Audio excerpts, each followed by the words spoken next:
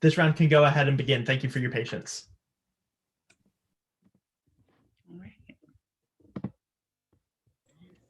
All right. Good morning, everyone. Sounds like we can get started. So I'm going to go ahead and call the case of the estates of Genesis Petrillo versus Peony Estates and Harbor Martini. My name is Judge Allison Rapond. Scoring judges, make sure that your audio and video is turned off until you're told otherwise, and we'll turn that on for our comments at the end. You should also have your video set to hide all non-video participants. This will mean that only the people on screen right now, the only people on screen right now should be me and the advocates. And now I'm going to go ahead and allow the attorneys to make their appearances, and we'll handle any pre-trial matters we need to address. Plaintiff's counsel, let's hear from you first. Good morning, Your Honor. My name is Luke Teradista, and I, along with my co-counsel, Dima Balut. Good morning, Your Honor. And Bryce Tonkin. Good morning, Your Honor. Good morning. Represent the plaintiff in today's case, the estate of Genesis Petrillo. All right, and I'll go ahead and let defense counsel do introductions, and then I'll come back to you, plaintiff's counsel, for any pretrial issues we need to address. Yes, Your Honor. Good morning, Your Honor. My name is Dwight Payton, and I'm joined here with my co-counsels, Dominique Williams. Good morning, Your Honor. And Farum of Raucus. Good morning, Your Honor. Together, we will be representing the defense, Peony Estates. All right, great. Plaintiff's counsel, do you have any pretrial matters you'd like to address before we get started with opening statements? Yes, Your Honor, just a few matters. Your Honor, we'd like to note for the court today that today's negligence per se case is bifurcated, meaning that today's proceedings deal solely with the issue of liability. That is, which party is more responsible for the damages incurred. The actual amount of those damages will be determined at a later date. Understood. We'd also like to turn your attention to Stipulation 3, which states that exhibits 1 through 10 are pre-admitted. Both parties further stipulate that all pre-admitted exhibits may be used or referred to during opening statements. All right, perfect. And finally, Your Honor, the plaintiff would like to invoke Rule 615, the constructive sequestration of all witnesses. I'll invoke the rule with the exception of any party representative or obviously if your client representative. Otherwise, the rule is invoked for any non-party representative witnesses. Yes, Your Honor. And with that, the plaintiff is ready to proceed. All right. Defense counsel, any pretrial matters we need to take care of before we get started? Yes, Your Honor. We just have a few pretrial matters from the defense before we head into the opening statements. So first and foremost, just for a brief bit of background today, plaintiff is pursuing a claim of negligence per se. And according to a pretrial ruling, 2 out of the 4 elements of negligence per se have already been proven, which means that the only elements in contention today are 1, whether or not the defendant violated a statute in the Midlands Building Code, and 2, whether or not the defendant's acts or omissions caused the plaintiff harm. Understood. And Your Honor, it's commonly assumed that in this jurisdiction, all objections are heard outside the earshot of the jury. May we assume the same in your court? Yes. Absolutely, Your Honor. And we would also like to ask your preferences for screen sharing. Would you like us to ask before we share our screens, or would you just like us to preserve the record? You don't need to ask. Y'all can, as long as it's an exhibit that's already admitted, you can go ahead and share your screen freely. If it's an exhibit that hasn't been admitted, I would ask you wait till I give you permission. Yes, Your Honor. And staying on that topic, actually, due to this online format, when showing exhibits on the screen that have not yet been admitted into evidence, that those exhibits be constructively shown outside the eyeshot of the jury until they have been admitted. Yes. Thank you, Your Honor. And finally, may we request permission to briefly share our screens to make sure that you and the other members of the jury have no problems throughout today's trial viewing exhibits? Sure. Thank you, Your Honor. All right, I see it. Perfect. All right, so Always that's all. Good to get that test out there. Yeah, absolutely. So that's all the pre-trial matters from the defense, Your Honor, and Peony Estates is ready for trial. All right, great. We will now hear opening statements from each party. Everyone make sure that you are in speaker view. You can make that adjustment in the upper right hand corner of your screen. Attorneys, please remember to mute your audio when you are not speaking. And plaintiff's counsel will proceed with opening statement from you first. May I proceed, Your Honor? Yes, of course. May it please the court, opposing counsel, members of the jury. Profits over people. Members of the jury, when you go to a restaurant and drink a glass of wine or eat a plate of food, you take some things for granted. You take for granted that the plate that you were eating from was cleaned. You take for granted that there are no bugs or pesticides in the drink you're having. You take for granted that the people serving you don't put profits over people. And when you can't take those things for granted, you know there's a problem. That is why we are here today. I want to take you back to June 7th, 2019. Now, that wasn't any day. It was the wedding day of the plaintiff, Genesis Petrillo. Her and her fiancé, Casey Soto, were planning to celebrate like all other couples do, with a night of good food, good people, and good drinks at Peony Estates, a winery. But then, something tragic happened. On the night of her wedding reception, Miss Petrillo drank a bottle of wine, a Cara 2019 bottle. And within hours, she was dead. Members of the jury, it's not an issue today who made that wine, bottled that wine, and served that wine. It's a defendant, Peony Estates. And it's because they served that wine, and it's because they put profits over people that we are here today. Peony Estates has been sued for negligence. And as a part of this charge, we, the plaintiff, have the burden of proving to you three things. One, that the defendant, Peony Estates, violated a health and safety law, specifically Section 12100 of the Midlands Building Code. Two, that Peony Estates' violations harmed Miss Petrillo. And three, that Miss Petrillo is a consumer of the wine, which neither party disputes in today's case. We have to prove these elements to you by preponderance of the evidence, meaning we must establish that these elements are more likely than not true. And to show you how the plaintiff will do this, we ask you to pay attention to three major issues: the procedures, the profits, and the personnel. First, you'll hear about the procedures. You'll hear from Adkins O'Keefe, the health inspector who's licensed here in Midlands, that she went to inspect Peony Estates not once, not twice, but 3 separate times. You'll hear that at Adkins O'Keefe's last inspection of Peony Estates on May 8th, 2019, just a month before the wedding, Adkins found 4 major health code violations in the bottling area where the Cara wine bottle was stored. The wine bottle that killed Miss Petrillo. Second, you'll hear about the profits. You'll hear from Lonnie Paris, an investigative journalist, that Peony Estates was experiencing serious infestation problems that were cutting into their profits. You will hear how, because of this, the employees were asked to prepare the winery for a chemical pesticide spraying. And they were told to do this quickly and cheaply. You will learn that they were told that nothing else matters. Lastly, you'll hear about the personnel. You'll hear from Adkins O'Keefe that he spoke to employees who did not understand the importance of keeping the wine away from pesticides. You'll also hear from Dani Francasio, a winery owner herself, that Harper Martini did not understand how deadly pesticides were, and Ms. Martini had to consult Ms. Francasio to know about basic procedure. Members of the jury, we are confident that when you learn about the procedures and the personnel of Peony Estates, you will be convinced that they put profits over people. And as a cause of this negligence, Ms. Petrillo died. And so at the end of the trial, my co-counsel Luke Teradista will ask you to deliver the only fair and just verdict: liable. Thank you. Thank you so much. Defense counsel, you can proceed with your opening statement. Yes, Your Honor.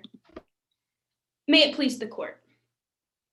When tragedies like this happen, it makes sense to want justice, to find someone accountable. But members of the jury, sometimes there's not always someone or something to blame. And that's because not every story has a villain. And this story starts off not with Peony Estates, but with Genesis Petrillo. Because on the night of June 7th, 2019, Genesis Petrillo didn't die from drinking wine contaminated with pesticide.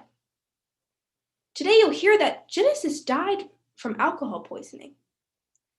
Today we'll show you that Peony Estates had safe, legal levels of pesticide in their products.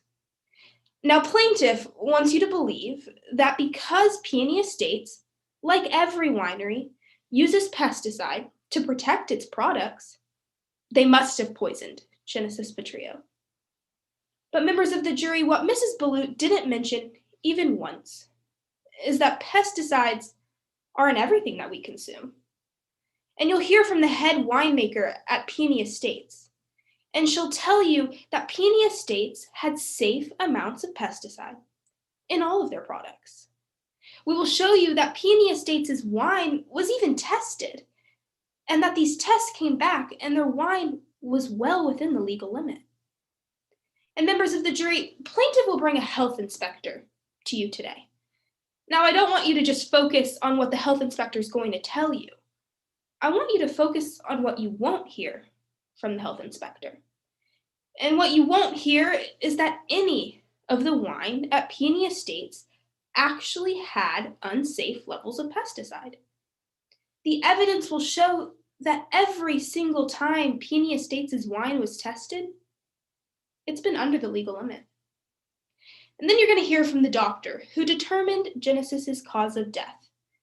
And she'll tell you that Genesis, she did have pesticides in her system, but that the pesticides did not cause her death.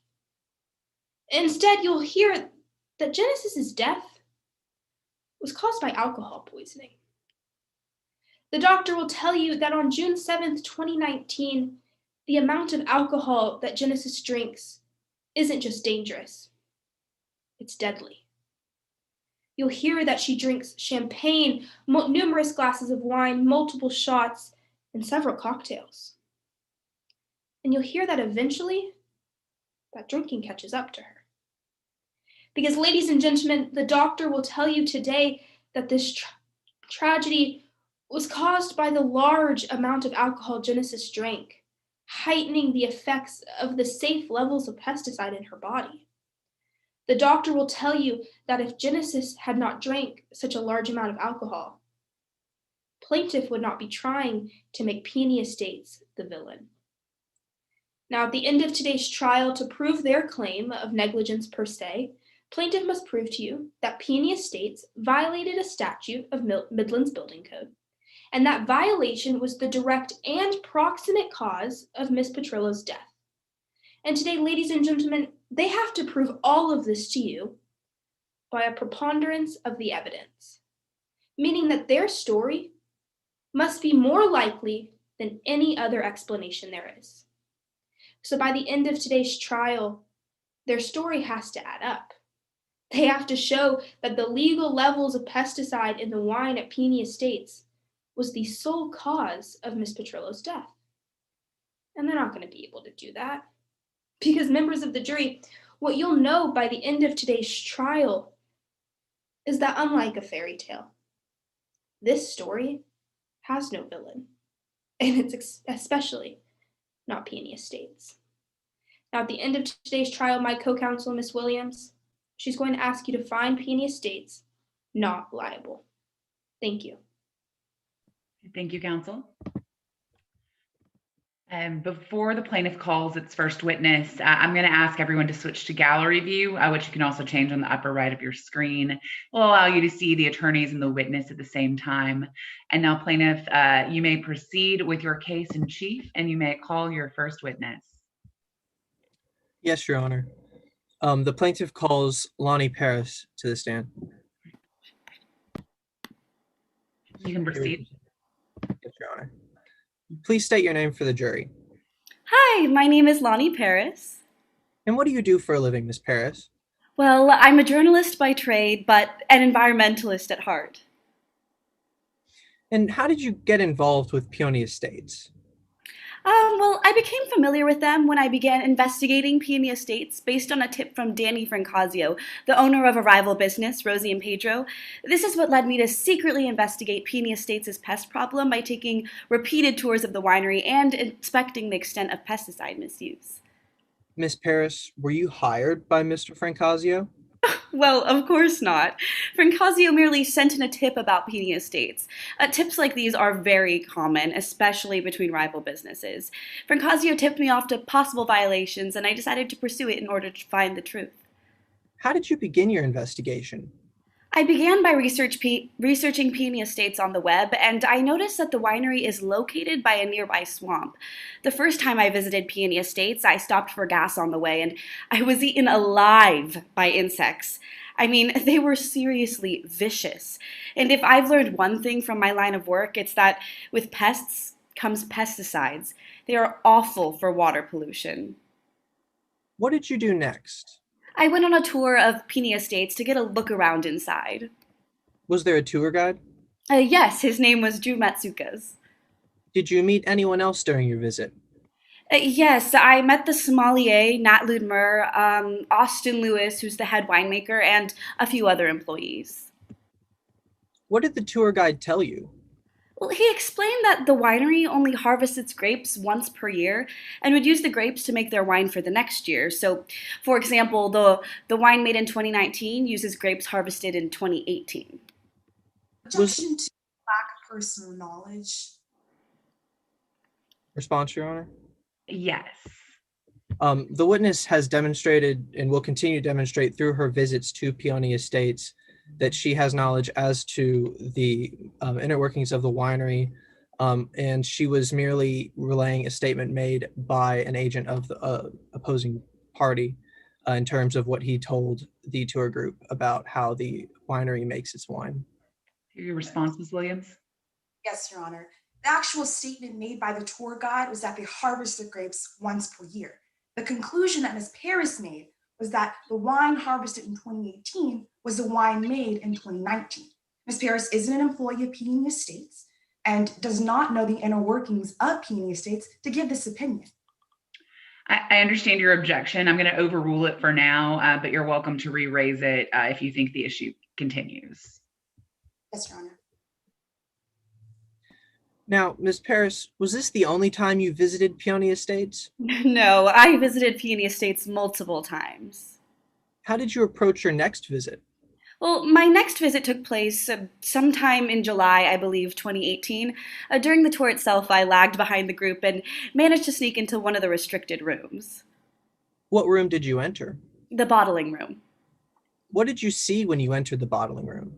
I found quite a few empty bottles of pesticide, all labeled with one brand, Bug Off, scattered across the back of the bottling area. I knew I needed more information, so I looked for some sort of back office. I saw an office door labeled Harper Martini, so I walked in. What did you see in Harper Martini's office? It was extremely disorganized. I mean, I saw piles upon piles of paperwork, and that's where I found a memo written by Austin Lewis, who's the head winemaker at Peony Estates. Did you read the memo? Yes. Your Honor, permission to show the witness what has been previously marked as Exhibit 12.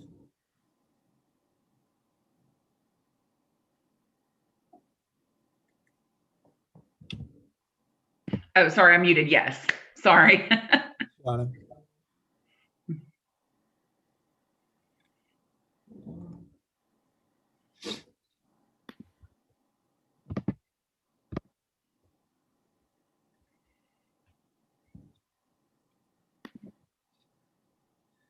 Miss Paris, what have I just given you?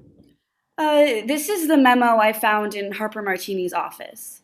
Is it a fair and accurate copy? Yes. Has it been changed or altered in any way? No. Who sent this memo according to the document? Austin Lewis of Peony Estates. Do you know who this person is?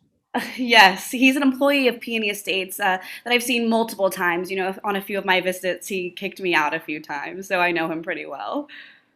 Your Honor, permission to enter Exhibit 12 into evidence? Any objection?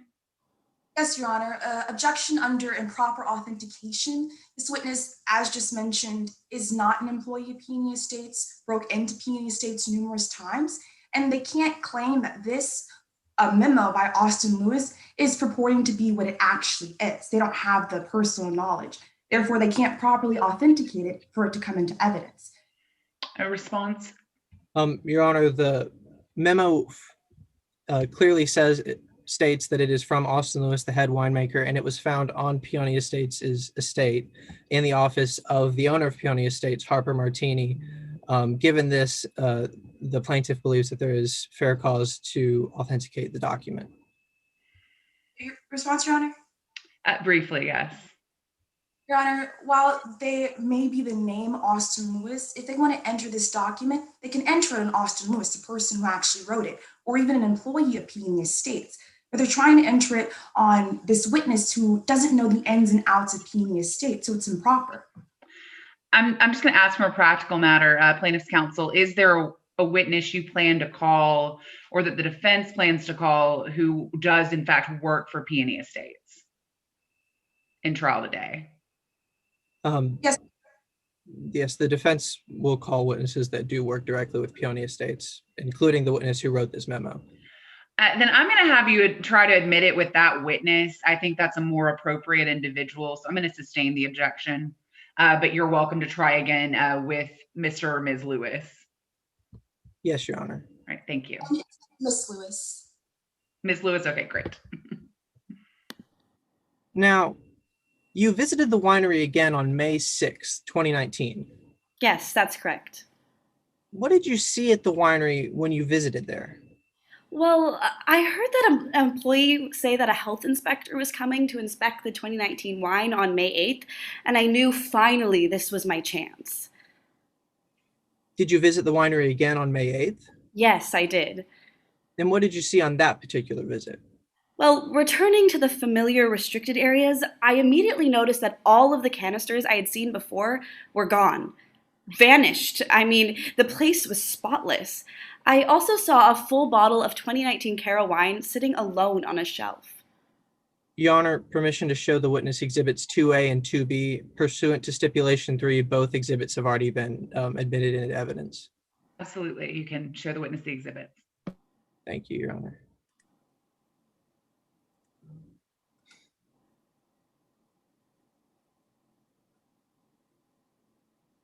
Now, Ms. Paris, what are we looking at here? This is the bottle of wine and the label of the bottle that I saw on May 8th. Did you see any other bottles with the same Cara label? No, I only saw the one. Did you see any other bottles at all? No, the Cara bottle was distinctly by itself. When did you next access the bottling area? I accessed it again on, I believe it was June 7th, 2019, the date of the rehearsal and rehearsal dinner, since I figured it would be an easy day to sneak around the winery. And what did you see in the bottling area? Well, in the bottling area, I found a single bottle of 2019 Cara sitting by itself on a nearby shelf. Other than that bottle, was there anything else you saw? Yes, something else caught my eye. An almost empty canister lying right next to the bottling station. The label was ripped off, but it looked exactly like the empty canisters of bug-off pesticide that I had seen lying around back in 2018. Following the death of Genesis Petrillo, did you continue to investigate Peony Estates? Yes, of course. I always do my due diligence as an investigative journalist. And how did you go about continuing this investigation? Well, I kept visiting, of course, and had an interesting conversation with one of the sommeliers. What did this sommelier tell you? Well, he confided in me that they had just started bottling Cara wine, and that 2019 was the first year that Peony Estates had planned to sell the Cara wine. The bottle of Cara given to Genesis was the only bottle to ever be released to the public. No further questions, Your Honor. Cross-examination. Yes, Your Honor. You may proceed. Good morning, Ms. Paris. Can you hear me all right? Yes, I can.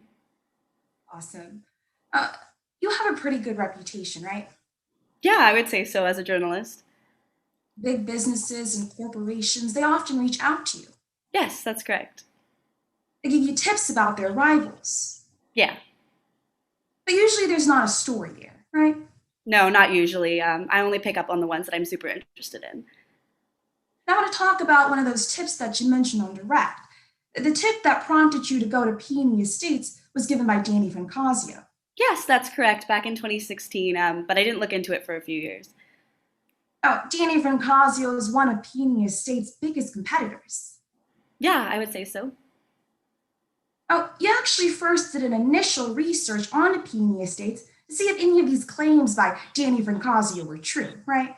Yeah, that's correct. I did a preliminary research on the web. And when you did that research, you didn't find a single instance of someone getting sick after drinking Peony Estates wine.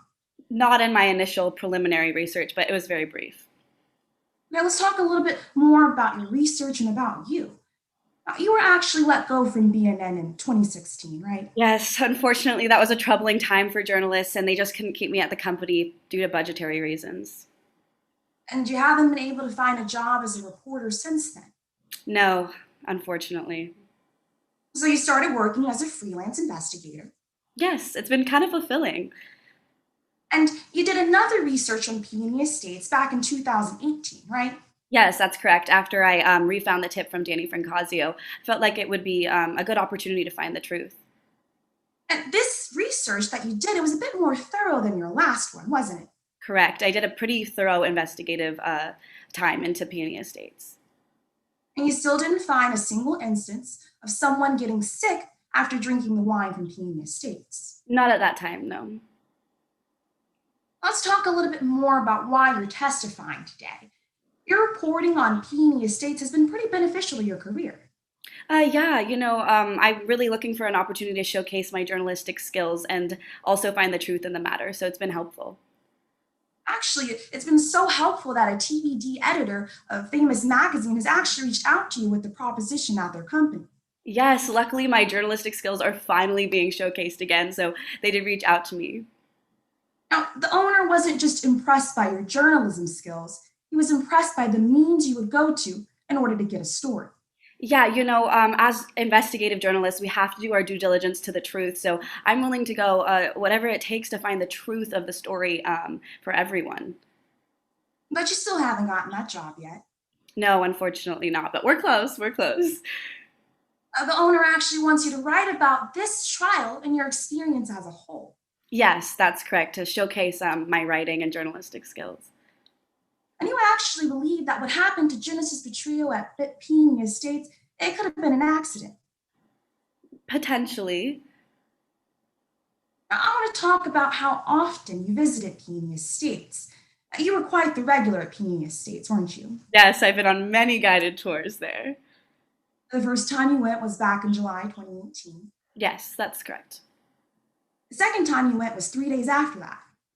Correct.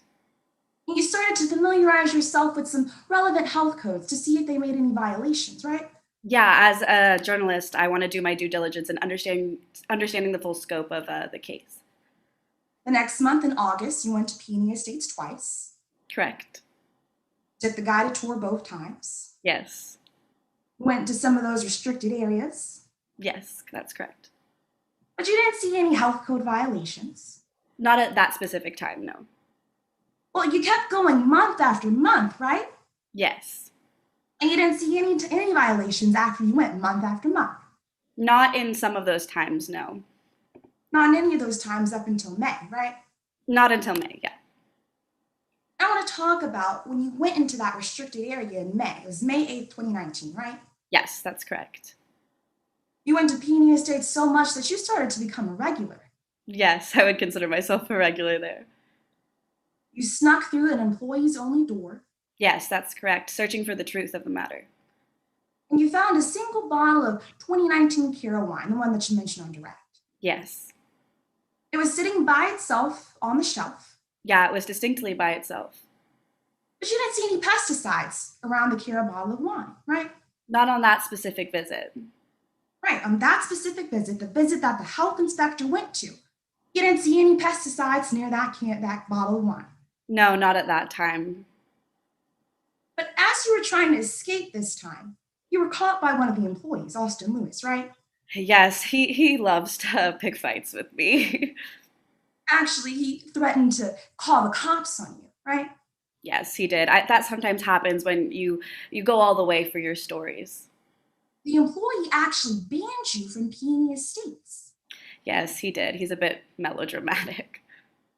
But that never stopped you from continuing to going, right? No, like I said, I have to do my due diligence to the truth as a journalist.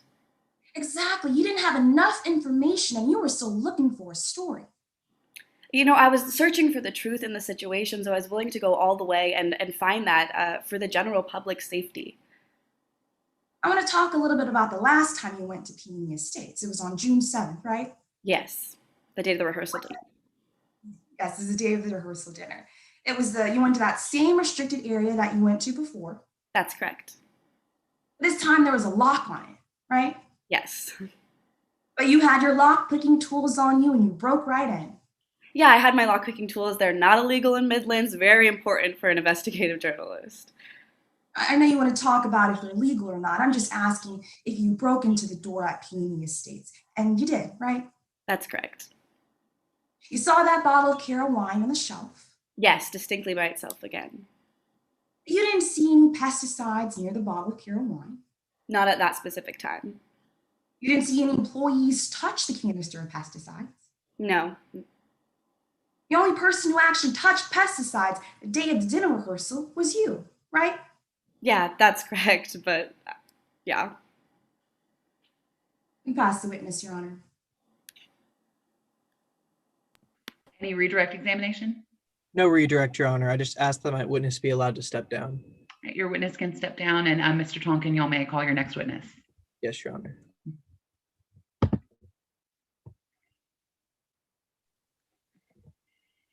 The plaintiff calls Adkins O'Keefe to the stand.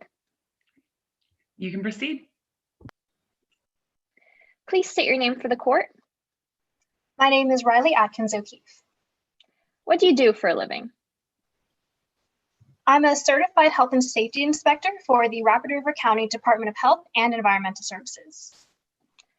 How long have you been an inspector for? Well, I started working as a health inspector in September of 2013, so that would be about 7 years now.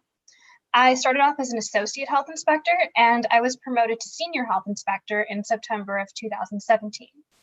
At this point in my career, I've conducted at least 170 winery inspections on behalf of the county. Tell us what that would involve. As a health inspector, I look for health and safety hazards in restaurants, public facilities, wineries, other types of workplaces. I make sure that there are no code violations and that everything is up to standard. What training or certification did you undergo to become an inspector? As part of my training, I had to receive the County Department of Health and Environmental Safety Food Service Inspector certification. I most recently took this test again in August of 2020, and I passed. How are you involved in today's case? Well, I'm here to testify about my inspections of Peony Estates. Ms. O'Keefe, before we talk about Peony Estates, I'd like to talk about Section 12100 of the Midlands Building Code. Are you familiar with this code? Yes, of course. What specific measures and precautions does the county require wineries to take based on this code?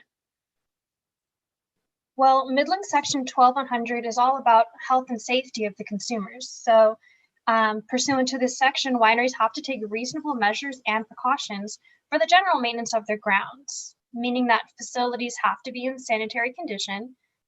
There cannot be any toxic materials besides those used for cleaning. And those materials are not allowed near the wine. And of course, employees have to be aware of these procedures so that they can conduct their employment correctly. What's the purpose of these precautions? Well, the purpose is to keep our consumers safe. In the case of wine, we don't want consumers to be exposed and potentially ingest pesticides. We have to make sure that corporations don't put profits over people. Thank you, Ms. O'Keefe. Now, let's go back to your inspections of Peony Estates. How many total were there?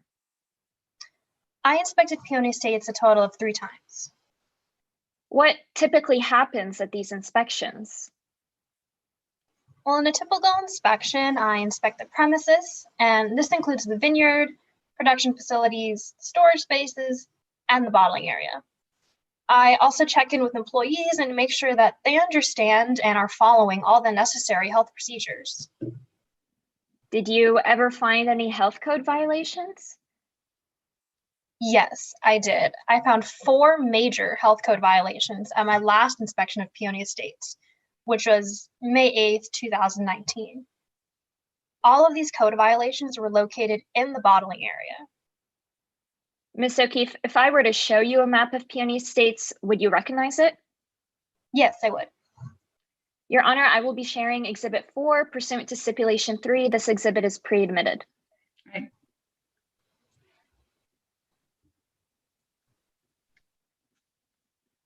One moment, Your Honor. That's fine. Here we go.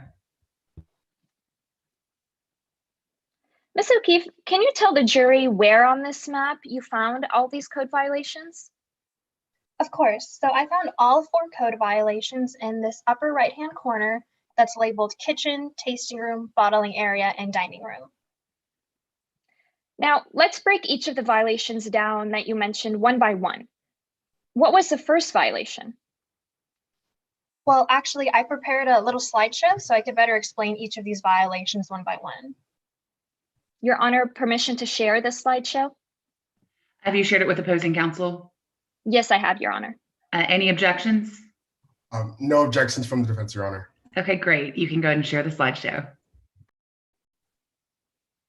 Ms. O'Keefe, what was the first violation?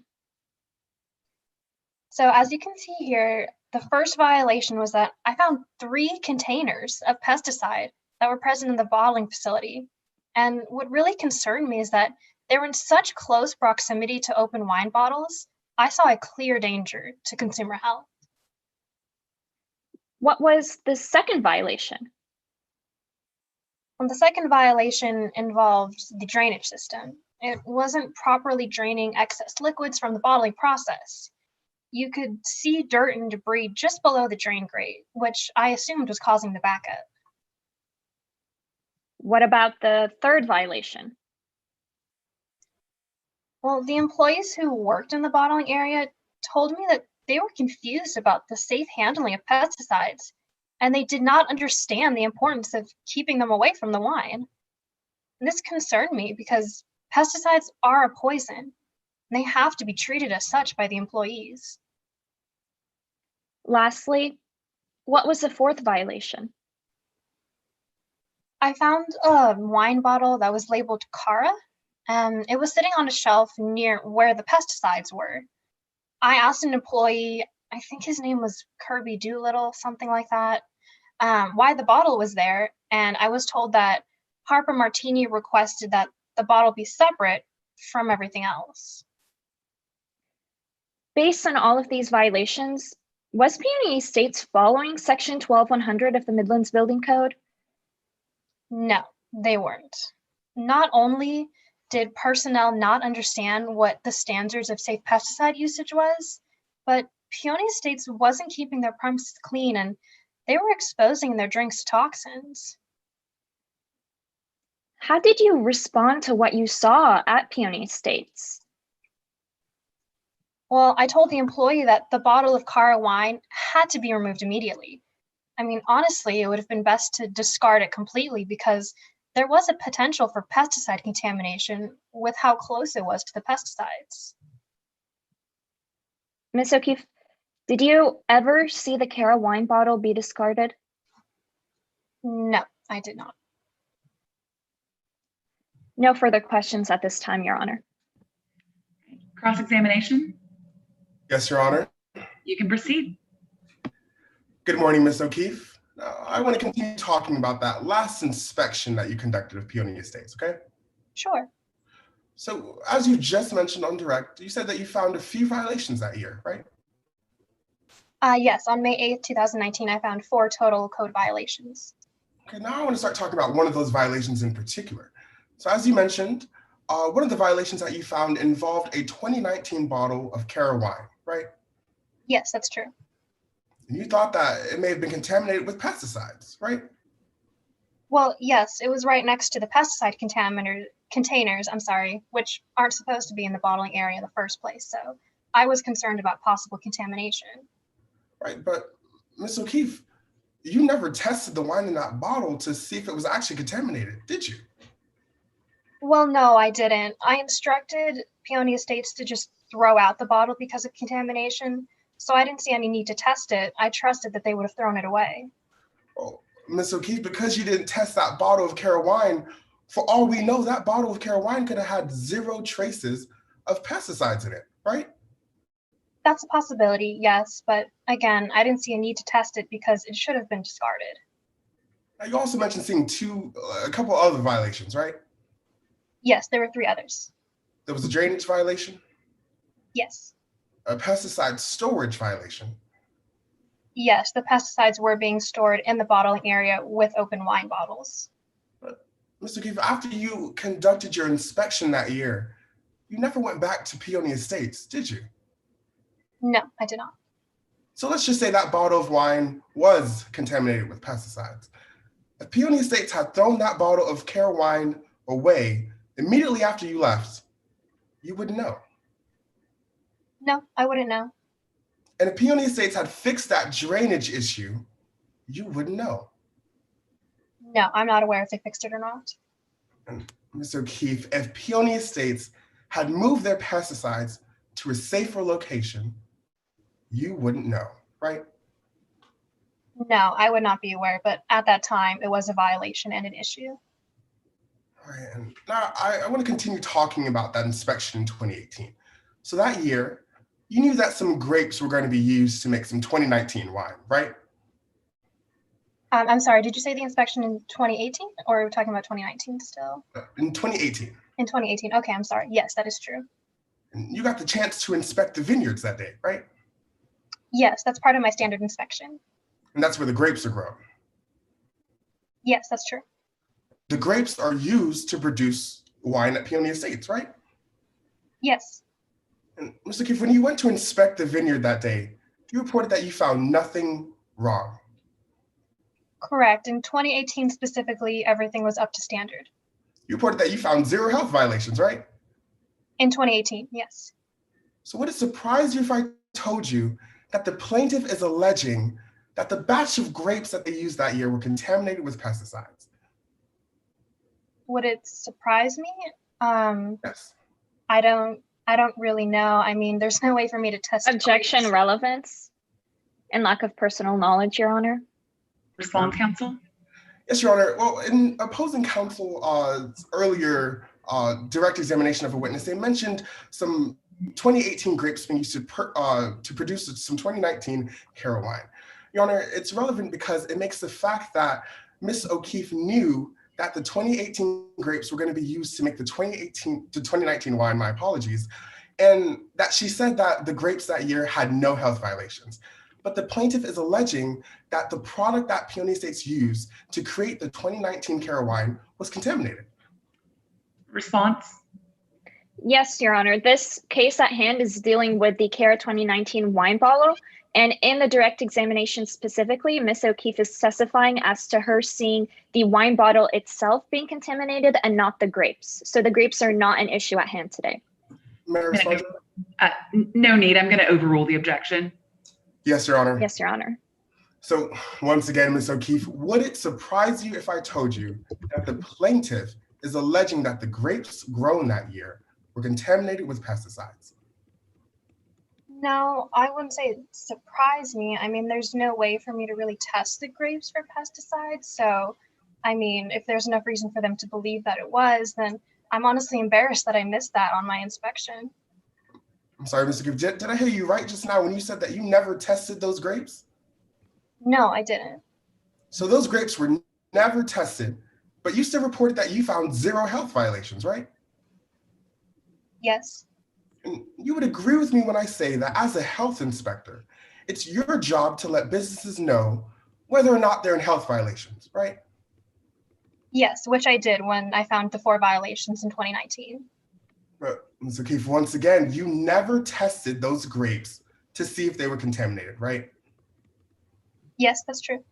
So if those grapes had been contaminated, Mr. O'Keefe, it would have been your job as the health inspector to let Peony Estates know, right? I suppose so, but I mean, it's Peony Estate's responsibility in the first place that they don't contaminate the grapes.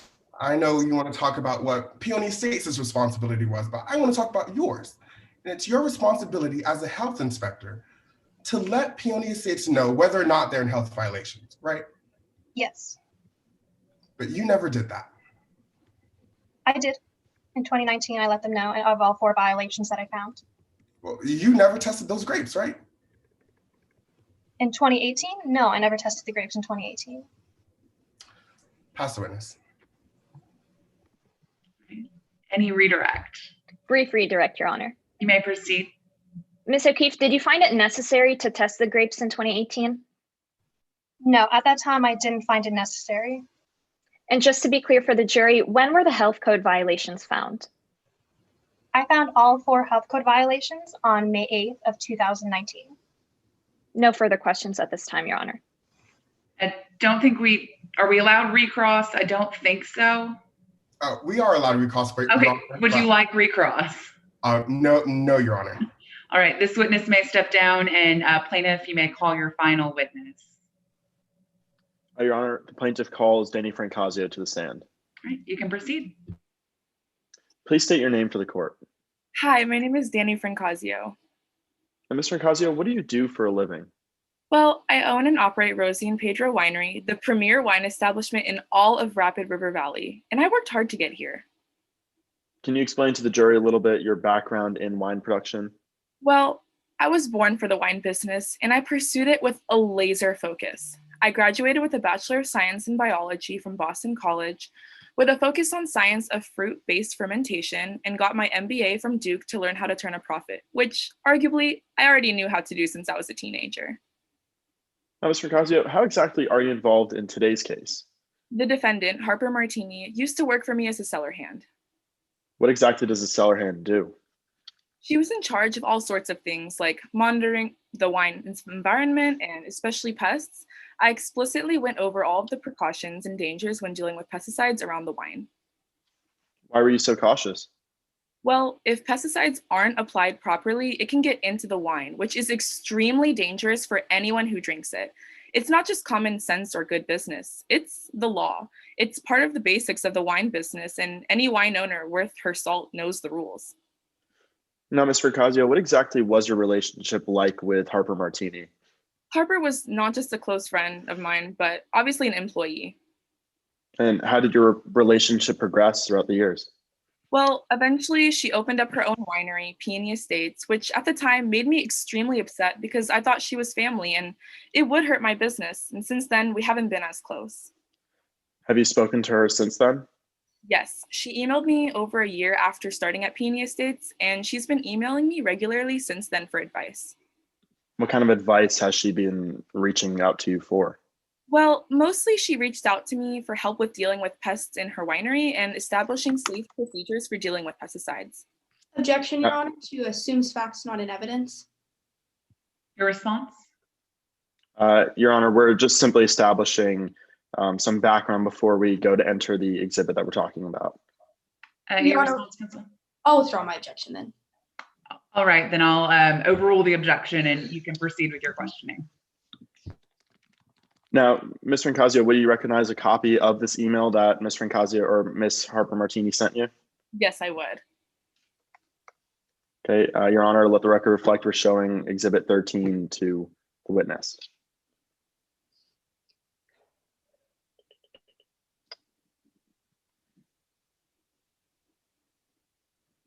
What are we looking at here, Ms. Francasio?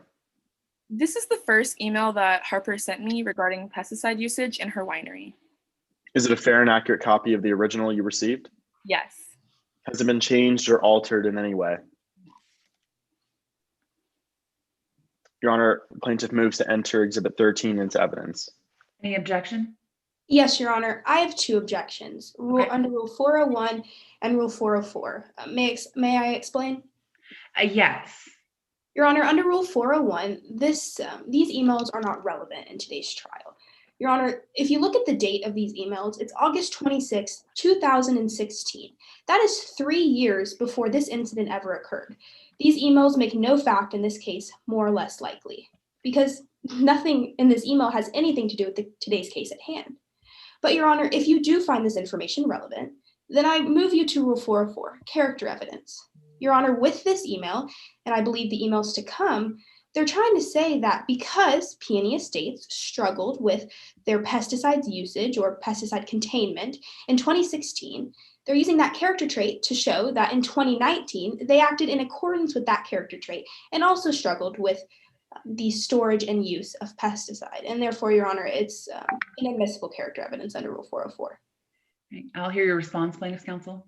So just responding to the first objection, relevance, this is highly relevant to today's case, seeing how a winery uses pesticides in their wine production relating to a case where someone was poisoned with pesticides. It's highly relevant. In regards to the character evidence objection, I'd like to direct your attention to Midland's case law, Tinifong versus Cruz. Down towards the bottom, it says that evidence related to a business's prior compliance with or deviation from a pattern or practice when that pattern or practice is the subject of a negligence claim is not inadmissible character evidence. This is exactly that, Your Honor. This is establishing the fact that Peony Estates failed to follow proper procedures in the past, which is directly relevant to today's case, and this is not inadmissible character evidence. Right. A response, Your Honor? Yes, briefly. Your Honor, if you actually look at Tinifong v. Cruz, in the top half, it says, similarly, plaintiffs suing businesses for negligence or battery may not introduce evidence of the business's unrelated prior bad practices to prove negligence. Your Honor, an event that happened in 2016 is an unrelated incident. They're introducing unrelated evidence to show that because Peony Estates struggled with pesticide problems in 2016, 2 years before the grapes in the Cara bottle of wine was ever even grown or produced, that they also acted in accordance therewith in 2019. Your Honor, I agree with opposing counsel about Tinifong v. Cruz. However, I disagree with their application of Tinifong v. Cruz, and therefore it's still inadmissible character evidence. Response, Your Honor. We've got great arguments on both sides. I'm going to overrule the 401 and you said 404, 403. 403, Your Honor. 403. I'm going to overrule both those objections for now. If you want to re-raise that point, you're certainly welcome to do so. Yes. Exhibit 13 is admitted.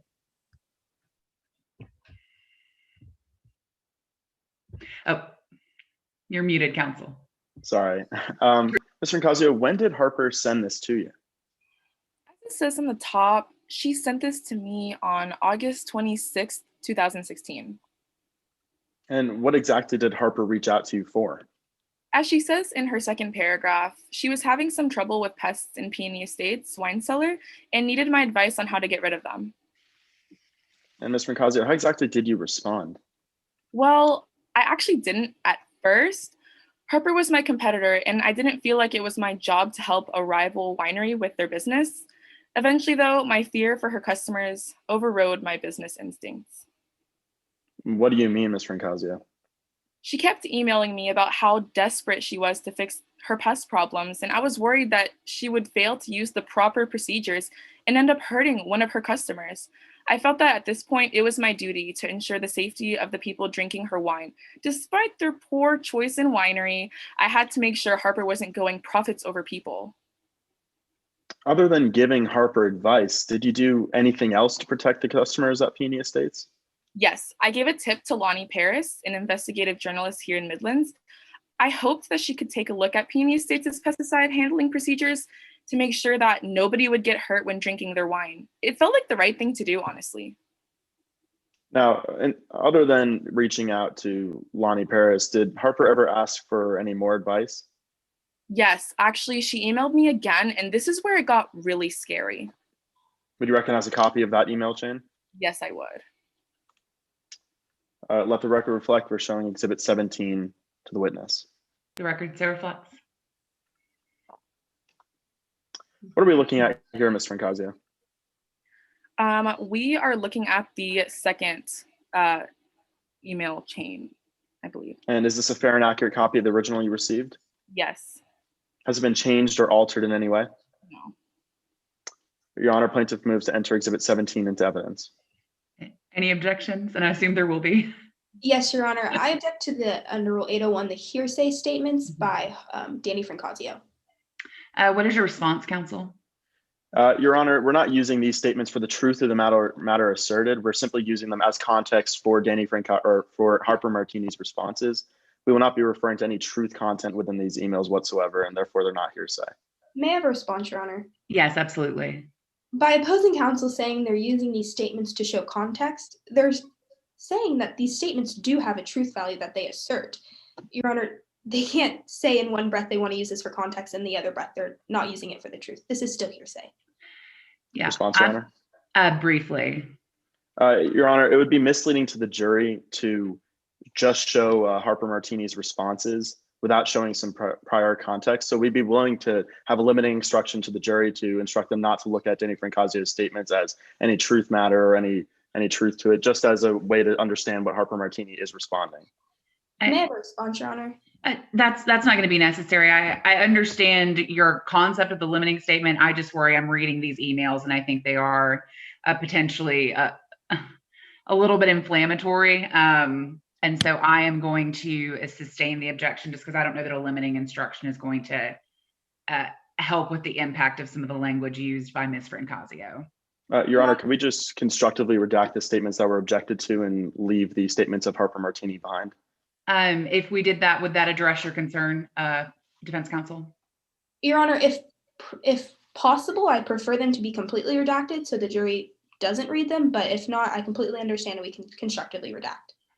We'll just, since we're in this little virtual world, I'm going to allow the constructive redaction. Only the statements of Harper Martini are admitted at this time from Exhibit 17. Anything not written by Harper Martini is not admitted. Yes, Your Honor. Redacted from the document. Now, Ms. Francasio, what was so concerning to you about this email chain? Well, if you go to the second page, you can see that this is her first email, and she told me that Peony Estates had failed an official Midlands Health Code inspection, and that her daughter's wedding was just around the corner. Do you know when this wedding was? I knew that Casey and Genesis were supposed to get married on June 8th because they had sent me an invite a while back. And when did Harper send this email? May 12th, 2019. That was so scary to me, not only because the wedding was less than a month away, but it had been 3 years since Harper had first started emailing me for help using the pesticides. I mean, how can someone still not know how to use pesticides safely? Objection, Your Honor, to speculation under Rule 701. May I explain? Yes, you may. Your Honor, Ms. Francasio is not allowed to say they are still emailing me after 3 years. They're trying to show and speculate that because Ms. Martini emailed Ms. Francasio in 2 isolated events, 3 years apart, that somehow in the duration of those 3 years, Ms. Martini and Peony Estates were still struggling with pesticide usage. And that's speculation under Rule 701. Response? Yes, Your Honor. The witness is using her rationally based perception from the fact that she's received multiple emails over the course of 3 years on how to use pesticides, and she's simply just stating the fact that she didn't believe that Harper Martini understood how to use pesticides. May I have a response, Your Honor? No, that's not necessary. I'm going to overrule the objection. I think that's a point you can address on cross. Yes, Your Honor. So, Ms. Francasio, what exactly made you think that Harper still didn't know how to use pesticides safely? In her next email at the top of the page, she told me that she was having trouble storing her pesticides safely and that her personnel didn't want to follow proper procedures. It's so important to store pesticides safely. Why exactly is it so important to store pesticides safely? Well, if pesticides aren't stored properly, they could get into the wine and potentially really hurt or even kill someone. Listen, I get that in business, it can be cheaper and easier to cut corners. And here in America, everyone's so money blinded, but when it comes to pesticides, you just have to put people over your profits.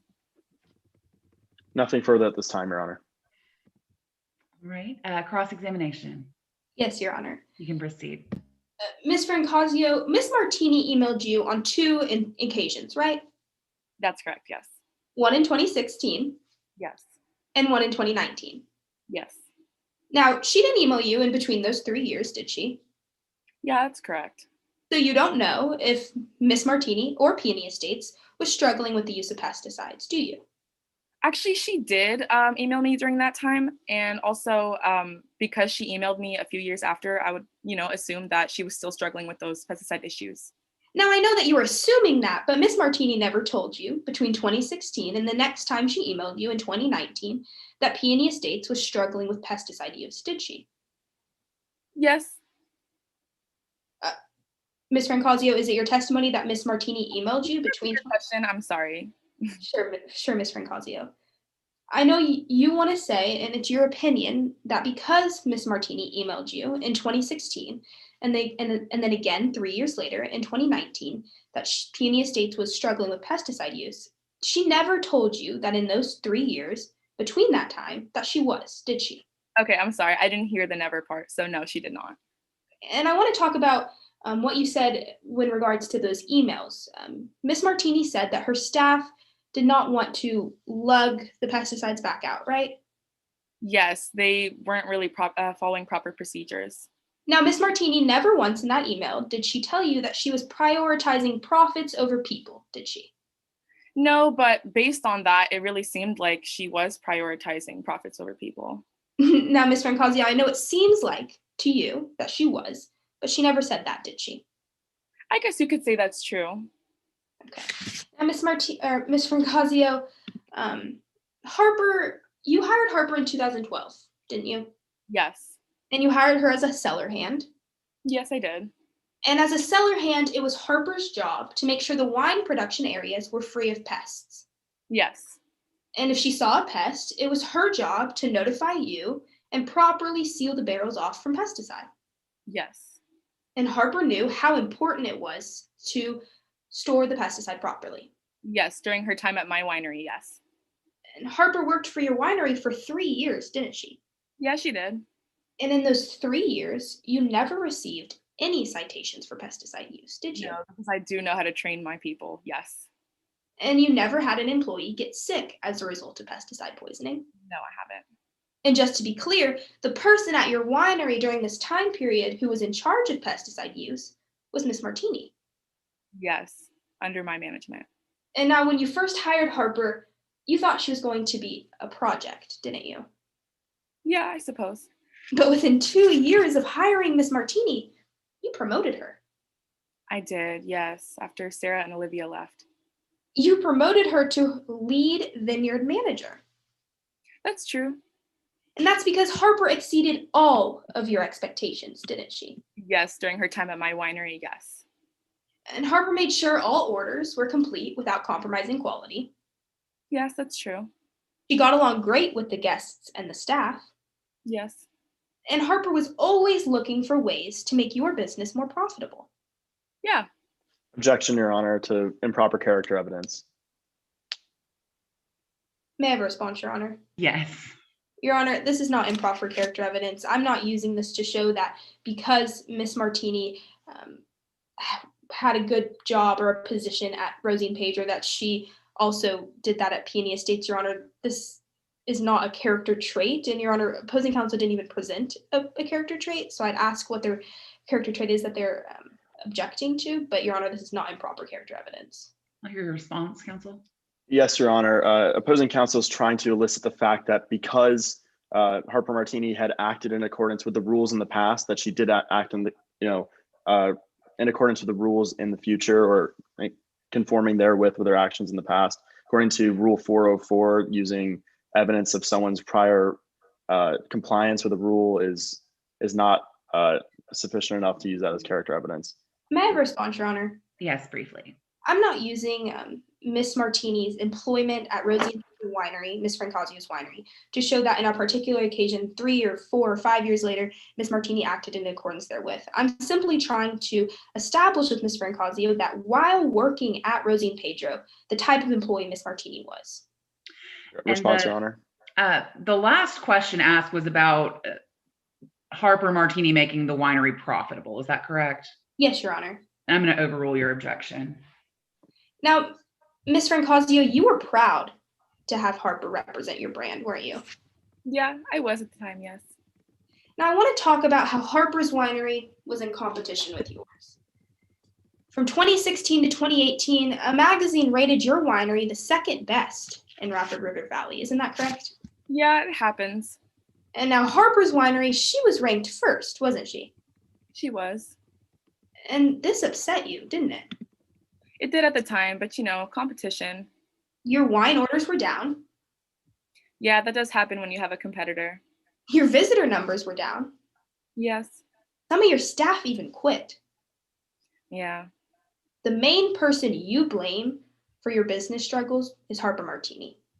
As most people would do, since she was my competitor. But that's a yes. The person you blame is Harper Martini. Yes, I do. She's my competitor. No further questions. Any redirect? No, Your Honor, all I asked is that the witness be able to step down. All right, you may step down. And are there any witnesses to be called or additional witnesses to be called by the plaintiff at this time? No, Your Honor, the plaintiff rests his case in chief. All right. Well, what we're going to do at this point is take a 5-minute break. Remember that this video is being publicly broadcast via YouTube live stream.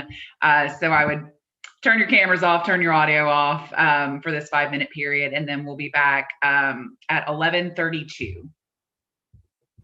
Yes, Your Honor. Thank you. Yes, Your Honor.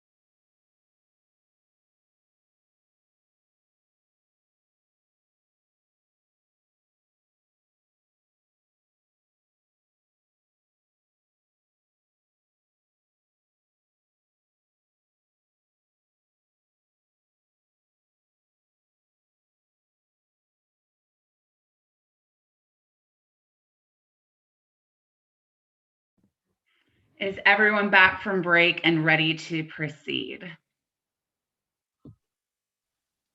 Plaintiff is ready, Your Honor. Defense, are y'all ready to proceed? Yes, Your Honor. All right, defense, you may proceed with your case in chief. Your Honor, the defense calls Ms. Lewis to the stand. All right, you can proceed. Good morning. Can you introduce yourself to the court? Howdy, y'all. My name is Austin Lewis. I must say, it is so nice to be here with all you fine city people this morning. What do you do for a living, Ms. Lewis? Well, I'm the chief winemaker at the Peony Estates. You know, my mama was a winemaker. My mom's mama was a winemaker. And you know, my mom, she used to always say, I don't just make wine, I live for making wine. And I live for it too. Do you know the owner of Peony Estates, Harper Martini? Yes, ma'am. She was like gum stuck to my shoe. What is your relationship like with Miss Martini? Well, Harper and I became close friends, like family, when we used to work at this old winery together. A few years ago, Harper opened her own winery and brought me on as chief winemaker.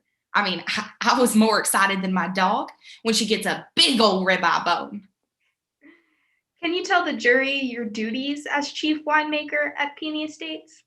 Well, of course, I'm the heart and the soul of the winery. I oversee the growing, harvesting, fermentation, aging, and bottling. I've wanted that job ever since I was a little girl in pigtails. Well, Miss Lewis, can you tell us a little bit about Peony Estates, your heart and soul? Yes, ma'am. Some people, they brag about their grandkids, but I brag about my job. Peony Estates is the boutique winery in all of Midlands. We're right next to a swamp, so that is kind of funky sometimes, but I like to go there on lunch breaks. Well, Miss Lewis, does Peony Estates' unique location present any challenges to you as head winemaker?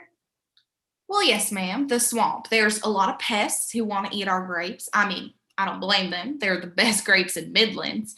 Those little critters threatened our wine production, so we started using pesticides. Did you take any precautions to ensure the safe use of pesticides? Oh, yes, ma'am. I taught annual employee training on how to safely handle the pesticide. Each employee was required to follow specific steps after handling the pesticide, just to ensure that we were as safe as, well, my grandma wearing a helmet on her Harley. Ms. Lewis, did you do anything else to make sure the pesticides were handled properly at Peony Estates? Yes, ma'am.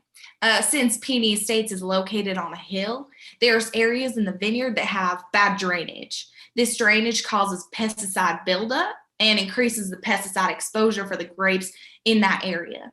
So each year I would dispose of the grapes in these areas about 20% with bad drainage to make sure that no wine is made using bad grapes. Now, did you follow all the guidelines in relation to pesticide use? Yes, ma'am. I reckon we followed every health and safety regulation to a T. We even had a health inspector, Mrs. O'Keefe, visit the property who gave us a lab testing results that showed our wine was well under the legal limit allowed. Now, would you recognize these lab report results if I showed them to you? Yes, ma'am, I would. Your Honor, noting for the record, I'm putting up Exhibit 9 on the screen, and it's pre-admitted under Stipulation 3. Okay, great. Can you tell the jury what we're looking at here? Yes, ma'am. This is the lab report results from when the health inspector tested the wine at Peony Estates. All right. Now, Miss Lewis, can you tell the jury what isofinphos is? Sure, it's a big word, but there's many different types of pesticides. Isofinphos is just the fancy term city folk use to describe the pesticide that we use at the winery. All right. Now, what does the next column, results, indicate? The result column shows how much isofinphos pesticide was found in the wine at Peony Estates. Now, I want to make something clear for the jury. Are you allowed to have pesticide in your wine? Yes, ma'am. There are certain levels of pesticide that the FDA allows to be in your wine.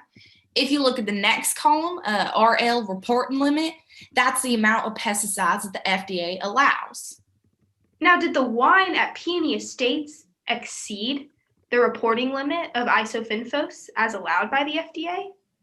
No, ma'am. The report limit was 50 and our wine scored a cool 45. We were under the allowed amount of pesticide. Thank goodness.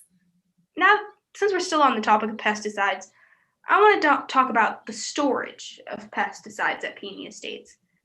How did you store them?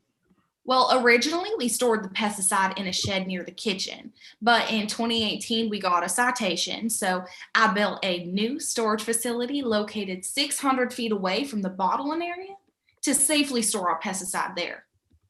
Now, prior to this incident, did any bottles of wine produced at Peony Estates have unsafe levels of pesticide? No, ma'am. Like I said, we were under the reported limit of pesticides, the allowed amount. As far as I know, all my years of winemaking, I've never known of a customer fall ill from my wine. Were you ever told by any health inspector that you were exposing the wine at Peony Estates to unhealthy amounts of pesticide? No, ma'am. If anything, we're being a little oversafe, like old Earl who directs traffic down at our only stop sign. We threw out almost 20% of our entire crop each year and followed every recommendation by the health inspector to a T. Now let's specifically discuss the bottle of wine in contention here today, a 2019 bottle of Cara wine. Are you familiar with it? Yes, ma'am. Harper gave that bottle to Genesis on the night of her rehearsal dinner. Genesis was glowing that night, man, brighter than a wet cat in the moonlight. Now, Miss Lewis, did that Cara bottle of wine have pesticides in it? Well, yes. See, all our wine bottles have a small amount of pesticides in them. That's as normal as a possum on a stump. All our wine contains far under the allowed amount of pesticides, so it's safe. Would it still be safe to drink the Cara bottle of wine if it had safe levels of pesticide in it? Yes, ma'am. It's right in the name. Safe. No further questions. Cross-examination? Yes, Your Honor. You can proceed. May I proceed? Yeah. Ms. Lewis, let's start off by talking about your stake in Peony Estates. You own 10% of the winery. Yes, I do, man. Like I said, it was my dream. And Ms. Lewis, that means that one in every $10 that comes through that door goes directly into your pocket. Yes, sir, and I've worked hard for it. And Ms. Lewis, that's a lot of money. $1 in $10? You share 10% of the profits of an entire company. That's a lot of money, right, Ms. Lewis? Yes, sir. But you wouldn't want that money stream to stop, would you? No, it's my livelihood. Right. I'd like to direct your attention to Exhibit 2B. Your Honor, pursuant to Stipulation 3, this is a pre-admitted exhibit and has been agreed to by both parties.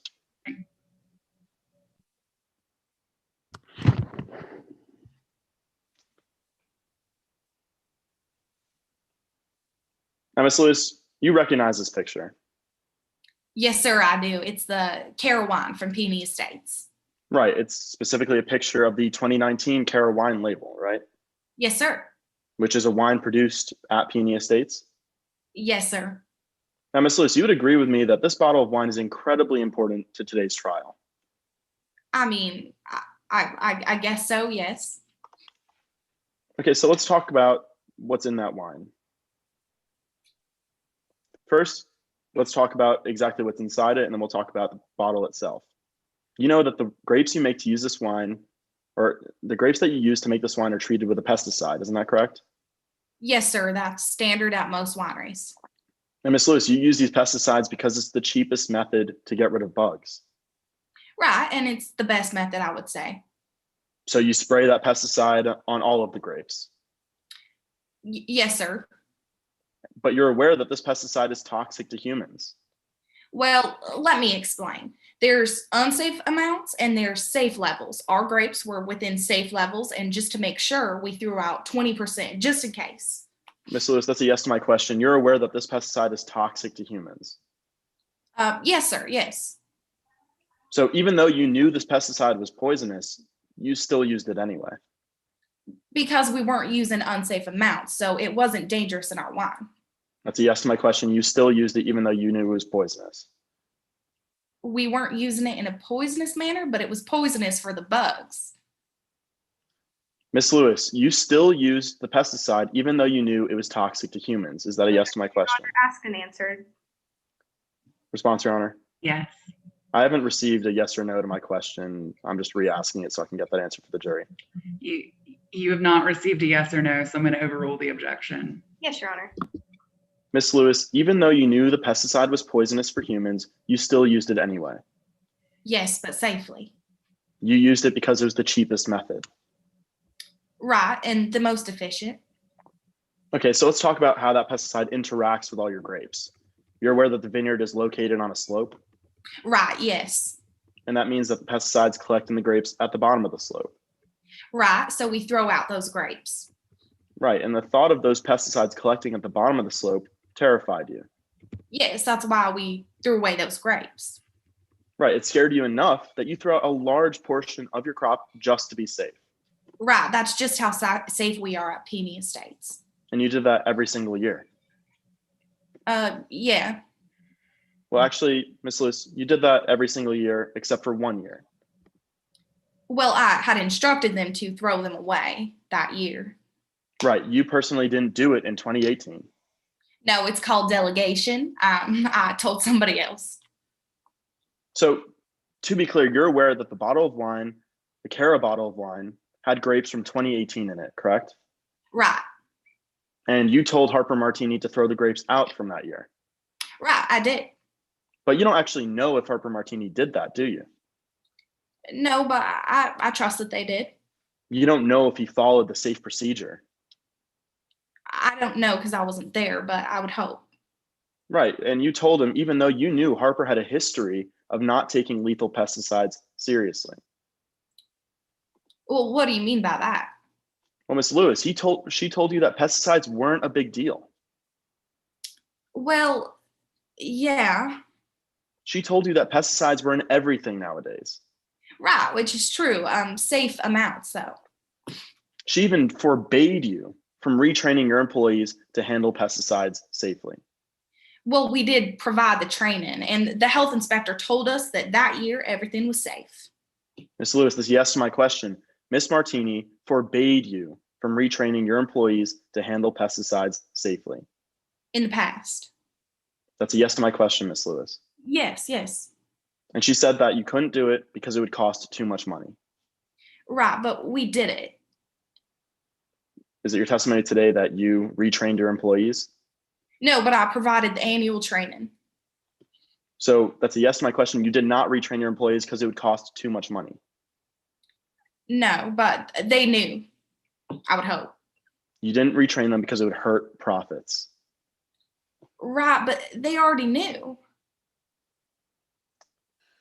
Now, Miss Lewis, let's talk about what's inside the bottle, or let's talk about the bottle itself. You bottle all of your wine in the aptly named bottling room, right, Miss Lewis? Yes, sir, we do. And in 2019, Peony Estates developed a pest problem in that bottling area. We did. It was a result of the critters at the swamp. Man, it was a headache. And 2019 is the same year that Cara wine was bottled? Yes, it was, sir. So you decided to spray that room with pesticides. Right. So you moved the pesticides into the bottling area? Well, temporarily to spray, yeah. But you didn't move any of the bottles out of the area first, did you? I don't think so, no. Ms. Lewis, you're aware that's a violation of Midland's health code, right? Well, yes, sir, but we had the health inspector come and he said everything was safe after. You also didn't plastic wrap any of the bottling equipment first, did you? No, we did not. You're aware that this is yet another health code violation. Right, but the health inspector did come and say we were safe. You're saying that the health inspector came and said everything was safe? Well, the wine. He tested the wine and it was safe. But not in 2019, Miss Lewis. No. Now you're aware that these health codes are meant to protect the safety of your customers. Right. To protect them from being exposed to pesticides. Right. To prevent pesticide poisoning. Right. But you didn't follow them. Well, we had a citation, but we fixed our citation. We, implemented new safety regulations. And like I said, they tested our wine and it was safe. Miss Lewis, you failed to follow two safety codes. In the past, yes. To speculation under Rule 701, this witness would not know if she actually violated the statutes under the Midlands Building Code, as no health inspector ever came out and actually issued her a citation. Response, counsel.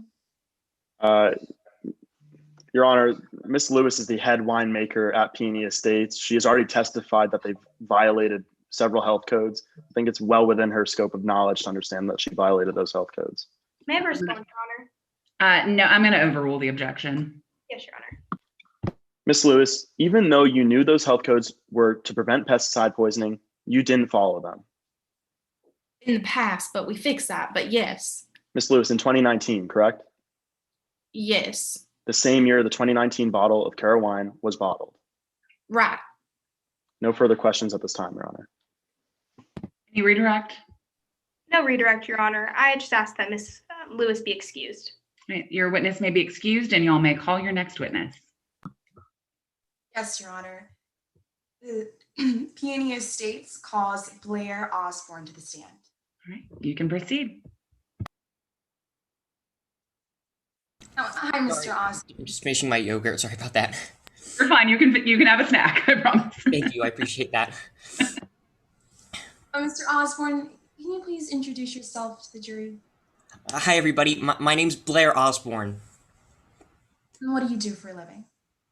Well, I'm an event planner. I own my own company. It's called Bliss by Blair Events. Can you tell us how you got started as an event planner? Oh, for sure. Funny story. When I was 7, my parents gave me $5 to plan my own birthday party. Well, can you tell us a little bit about your company that you own now, Bliss by Blair Events? Oh, yes, for sure. Well, it's the best event planning company in all the Midlands. I work as the CEO, CFO, and all the other executive O's you can think of. I arrange conferences, anniversaries, birthdays, galas, you name it. But first and foremost, I'm known as an excellent wedding planner. Oh, did you plan the wedding between Casey Soto and Genesis Petrillo? Yes, I did. In fact, it was going to be the wedding of the year by Space Magazine. This was supposed to be the pinnacle of events, the crescendo of entertainment, the Blair Osborne of the private wedding planning industry. And Mr. Osborne, was this your first time working at Peony Estates? No, I've worked with Peony Estates in the past, from 2015 to 2019, planning 61 weddings, 12 birthdays, 9 corporate luncheons, and 1 funeral. That's awesome, Mr. Osborne.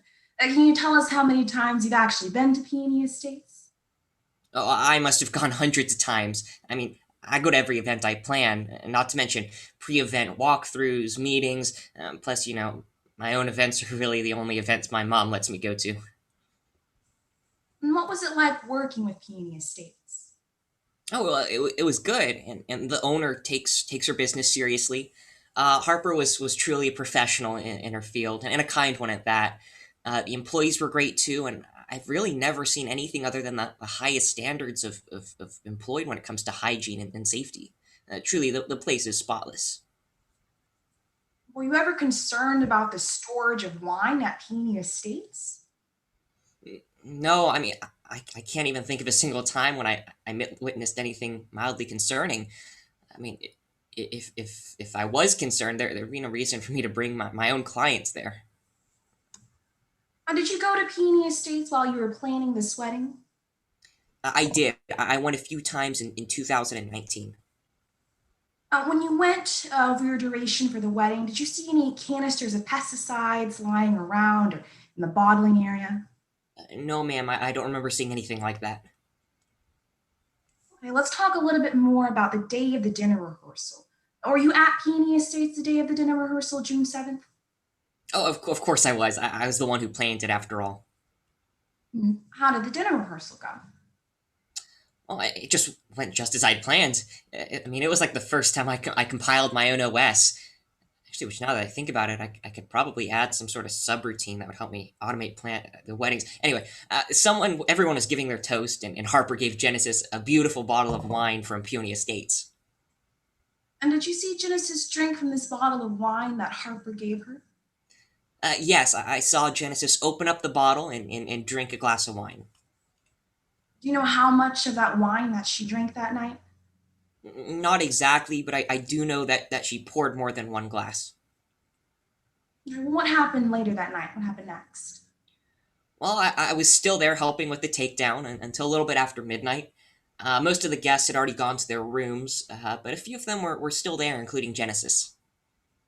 What was Genesis doing when you still saw her there at around midnight? Well, she was sitting with some friends at the bar. Was she drinking from the bar? She was. Oh, did you ever talk to Genesis and the people that she was with? I did, and she seemed to be a little intoxicated. I told her to get some rest and drink some water. Uh, Although my mom doesn't let me drink, they were definitely going to have a nasty hangover in the morning. Now let's talk a little bit about the next day, the actual day the wedding was supposed to be. How did that day begin? Well, I arrived at Peony Estates pretty early and helped prepare the reception area. I started to check on Casey and see if she was ready, and then about an hour later, Angel Rodriguez came into the room and said Genesis was in the hospital. Casey was in tears and rushed to the hospital with Angel. I only found out a little bit later that Genesis had passed. What did you do after you found out that Genesis had passed? Well, naturally, the wedding was canceled. I spent the remainder of the day sending away guests and vendors and arranging departing flights for the guests. They needed to get home too. Now, do you still work with Peony Estates? No, after about a week after Genesis' death, I released a public statement across all the Bliss by Blair social media accounts addressing the incident. And why do you no longer work with Peony Estates? Well, it's not that I think it's anyone's fault. I mean, not the owners, not the employees, not even mine. But I could just see how it looks that way. And I felt that publicly distancing my business from Peony Estates was the wisest business move. Thank you, Mr. Osborne. We pass the witness. Cross-examination. Yes, Your Honor. You can proceed.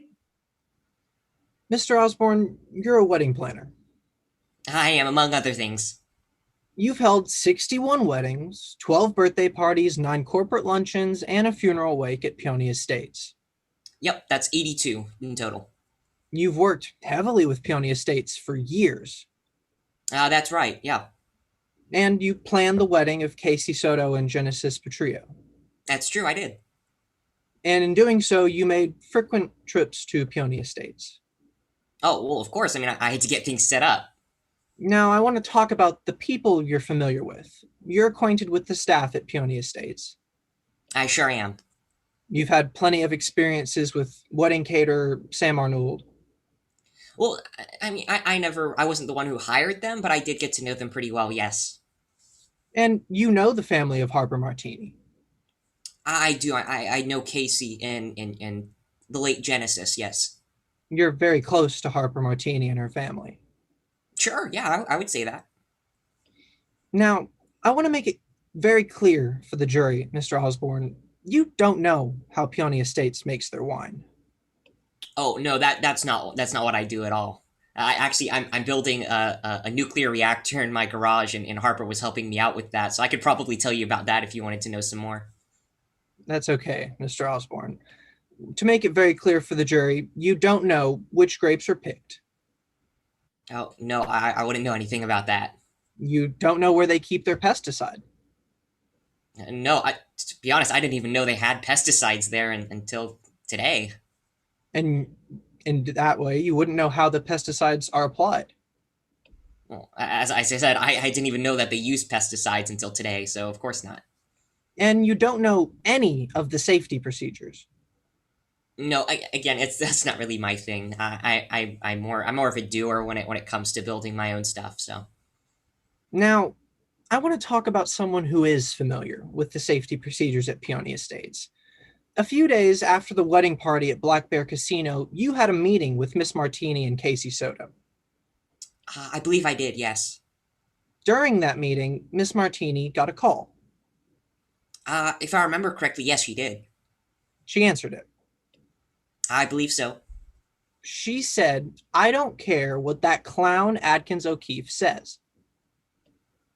Oh, yes, I believe she did say that. She said, do not waste the employee's time with more training. I didn't know what that was referring to, but yes, I did hear that. She said, don't have them move the pesticide. I did hear that, yeah. And since this incident, you have publicly distanced yourself from Peony Estates. Well, as I said, I don't personally believe that there was any reason to blame Peony Estates or anything, but I just see how other people could view that without all the information out, and again, it was just the wisest business move for me. So just to clarify for the jury, since this incident, you've publicly distanced yourself from your business relation with Peony Estates. Well, yes, once again, it was the wisest business decision. No further questions, Your Honor. Any redirect? No, Your Honor. We just ask that Mr. Osborne be excused. The witness may be excused, and you may call your final witness. Your Honor, the defense calls Dr. Reagan Cannon to the stand. You may proceed. Good morning, Dr. Cannon. Could you introduce yourself to the jury, spelling your first name for the record? Good morning. I'm Dr. Reagan Cannon. That's Reagan. Can you tell us what you do for a living, doctor? Sure. I'm currently an associate consultant at Gardner Consulting, but for most of my life, I've actually been working in the field of toxicology. And what are some of your qualifications to work as a doctor? Well, I graduated from Harvard Medical School with an emphasis in toxicology. I then worked at the Massachusetts General Hospital as the director of toxicology, and then I began teaching. I was the professor at Midlands Medical School for 9 years, where I taught classes both academic and clinical in toxicology. Can you also tell us how you're involved in today's case? Sure. Well, I analyzed the cause of death for the patient Genesis Petrillo. And I specifically disagree with some of the conclusions that the ER doctor made about the cause of death for Genesis Petrillo. All right, doctor, so we'll get into your disagreements with Dr. Kwan here in a moment. But first, I want to walk the jury through exactly how you conducted your analysis. So what kind of method do you typically use? In this case, I used a 3-part method, the RAC method. It stands for review, analysis, and conclusion. Doctor, is that method reliable? It is. What kind of materials do you need to perform the RAC method? In this case, I examined all of the documents available to me for Genesis Petrillo. That included Genesis Petrillo's toxicology report, her death certificate, along with the affidavit of an eyewitness who was with Genesis Petrillo on the night of her death. All those materials that you just mentioned to us, did you have those materials available for you? I did, yes. And they were sufficient for me to come to a conclusion in today's case. Thank you, doctor. And did you also apply your RAC method to this case, the same as you would to any other case? I did. All right, now earlier you mentioned that you disagreed with some of Dr. Kwan's conclusions on Genesis Petrillo's cause of death. So what exactly did you disagree with?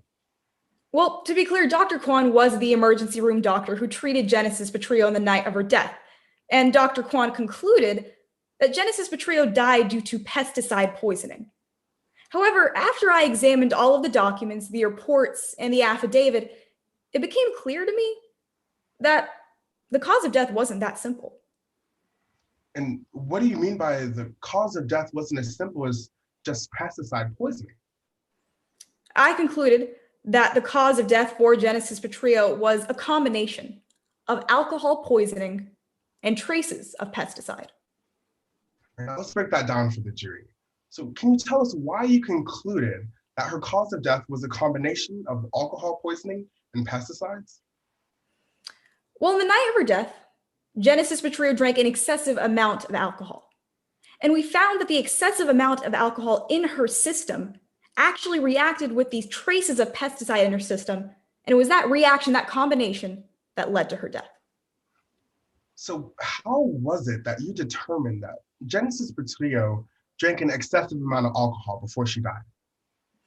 Well, I found that Genesis Petrillo drank several glasses of wine, multiple shots of tequila, multiple glasses of champagne, and several cocktails. Now, this is quite an excessive amount of alcohol for anyone to consume in such a short period of time. So, doctor, were you ever able to measure just how much alcohol she drank that night? Well, Dr. Kwan, the ER doctor, did measure her blood alcohol concentration, or BAC. And it turned out to be 0.16%. However, that BAC was measured 3 hours after Genesis had already finished consuming the alcohol. So 0.16% is not an accurate measurement of her peak BAC. Well, why is her peak BAC important, doctor? Well, it's the only BAC that really matters in a case like this. And I actually brought along a demonstrative to show why that is the case. Your Honor, permission to show the jury Dr. Cannon's demonstrative? Has opposing counsel seen the demonstrative? Yes, Your Honor. And are there any objections to the demonstrative? We will be objecting to the demonstrative, Your Honor. You know, because we're in Zoom, ordinarily we would work this out beforehand. Because we're in Zoom, I'll just let you object to that portion, and then we can always take it down if I sustain the objection. I'll go ahead and let you use your demonstrative for now. Yes, Your Honor. Can you see that all right, Your Honor? Yes, I can. Perfect. Now, Dr. Cannon, I have your demonstrative up here. Can you start by telling us what we're looking at? Objection, Your Honor. This demonstrative is a clear violation of Rule 403. May it be heard? Yes. All this witness knows is that Ms. Petrillo's BAC was a 0.16 at around 3 a.m. There is no scientific basis whatsoever for claiming that this BAC even approached 0.35, and because of this demonstrative should not be admitted. Response, counsel? Yes, Your Honor. I believe that goes directly to the weight, not the admissibility of this demonstrative. Under Rule 1006, experts are allowed to provide summaries or charts to summarize their conclusions if they believe it would be helpful to the jury to understand those conclusions. Your Honor, as we're about to go in further in this direct, these are a part of Dr. Cannon's conclusions. Response, Your Honor? No response needed. I understand your point. I think those are things, as your opposing counsel said, that go to the weight. And so I think those are points you can bring out on cross-examination. I'm going to overrule the objection. Yes, Your Honor. Sorry about that, Dr. Cannon. Can you continue explaining what we're looking at here? Yes. So this graph indicates the projected values for Genesis Petrillo's blood alcohol concentrations on the night of her death based on empirical evidence. So looking at this graph, can you continue explaining why Genesis's peak BAC is so important? Well, as you can see, Genesis would have reached her peak BAC at around 12 a.m. That's when she was drinking the champagne, the wine, the tequila, and the cocktails. Now, at 12 a.m., that BAC could have approached a level close to 0.30. And among toxicologists, it's often called the danger zone because after you go through a BAC of 0.30, the consequences can be fatal. So where did a BAC of 0.16% come from? Blood alcohol concentration is completely dependent on time. So every hour after Genesis had finished consuming the alcohol, her BAC would have steadily gone down. So the 0.16, which is indicated by the star on this graph, was actually 3 hours after she had finished consuming the alcohol, so it was much lower than her peak BAC would have been that night. All right, now, can you continue talking more about how you believe pesticides played a part in Genesis's death as well? Sure. So we did find that there was pesticide in Genesis Petrillo's system. However, the important distinction to make is that there's no way to actually tell how much pesticide was in Genesis Petrillo's body. And why does it matter how much pesticide is found in the body? Well, there could have been just traces of pesticide in her body and no one would be able to know the difference. It's common knowledge among toxicologists that there's pesticide in everything we eat, everything we consume. So the traces of pesticide could have come from anything Genesis Petrillo consumed on the night of her death. All right, doctor, now I just want to be clear. Do you believe that it is more likely than not that pesticide alone caused the death of Genesis Petrillo? No, I did not conclude that pesticide poisoning was more likely than not the cause of Genesis Petrillo's death. Thank you, doctor. Pass the witness, Your Honor. Cross-examination. Yes, Your Honor. You can proceed. Ms. Cannon, as a medical expert, you know it's important that you have data to support your claims. That's correct. Now, let's talk about the graph you just presented. You All say right. it's possible that Ms. Petrillo's peak base C was nearing 0.3. That's correct. I examined the affidavit of Angel Rodriguez, the eyewitness who was with Genesis Petrillo on the night of her death. I saw the drinks that she drank on the night, the approximate time in which she drank them, and I was able to approximate her peak BAC or what her peak BAC would have been based on that empirical evidence. But Ms. Cannon, you weren't there at the wedding reception. No, I was not. You didn't see Ms. Petrillo drink any of the drinks that Rodriguez claimed she did. No, I was not at the rehearsal dinner. And you know it's impossible to determine what Ms. Petrillo's peak BAC was that evening. Based on the scientific evidence and the fact that the ER doctor was not able to actually test the witness's blood until 3 a.m., I was not given that evidence, and that is why I had to rely on empirical evidence. Ms. Cannon, I'm going to direct you to answer yes or no to my questions, please. It's impossible to determine what Ms. Petrillo's peak BAC was that evening, yes? That's correct based on the scientific or affirmative evidence, you could say. And there's no scientific basis for claiming that it was higher than 0.3. That's correct, but again, I do think it's important to make a difference. When you're not given that scientific evidence, the empirical evidence is what toxicologists have to rely on. Objection, Your Honor. I just asked that my witness be allowed to qualify her answer. I heard an objection non-responsive, correct? Yes, Your Honor. Okay. Remind me of what your question was. My question was, there's no scientific basis for claiming that Ms. Petrillo's peak BAC was higher than 0.3. That's a complicated question. Gosh. I am, though, going to direct the witness to answer yes or no to the question without the explanation. I think if you want the witness to explain more, you can do so on redirect. So I'm going to sustain the non-responsive objection and overrule your objection, defense counsel. Dr. Cannon, there's no scientific basis for claiming that Ms. Petrillo's peak BAC was higher than 0.3. Yes, that is correct. And you still think that pesticides was contributing to Ms. Petrillo's death? The reaction between pesticides and the alcohol specifically. However, you believe it's highly unlikely that Ms. Petrillo died because of the alcohol. I believe that it was unlikely it was alcohol alone that caused the death. However, just to be clear for the jury, you think that respiratory arrest is the most likely cause of Ms. Petrillo's death? That is exactly correct. And that pesticide poisoning is the most likely cause of this respiratory arrest? Most likely correct.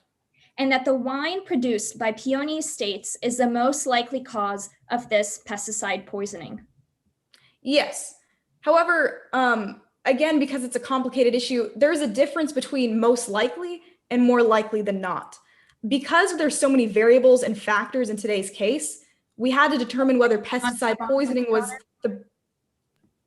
Yeah, I agree. The witness is being non-responsive. I'm going to direct the witness again. If the question calls for a yes or no, please only answer yes or no. Your attorney can, or your counsel can certainly expand on that during redirect. To be clear for the jury, Dr. Cannon, you believe that the wine produced by Peony Estates is the most likely cause of this pesticide poisoning? Yes, that is correct. And you believe that alcohol poisoning is highly unlikely to be the cause of death for Ms. Petrillo? Again, alcohol poisoning alone, not the cause of death. So you still believe that pesticides contributed to the cause of death for Ms. Petrillo? Like I said, a reaction, that's correct. Is that a yes? Pesticides contributed to her death? Yes. No further questions at this time, Your Honor. Any redirect? Yes, Your Honor, I just have a brief redirect. Okay. Now, Dr. Cannon, can you tell the jury how you believe that Genesis's BAC was approaching 0.3? Yes.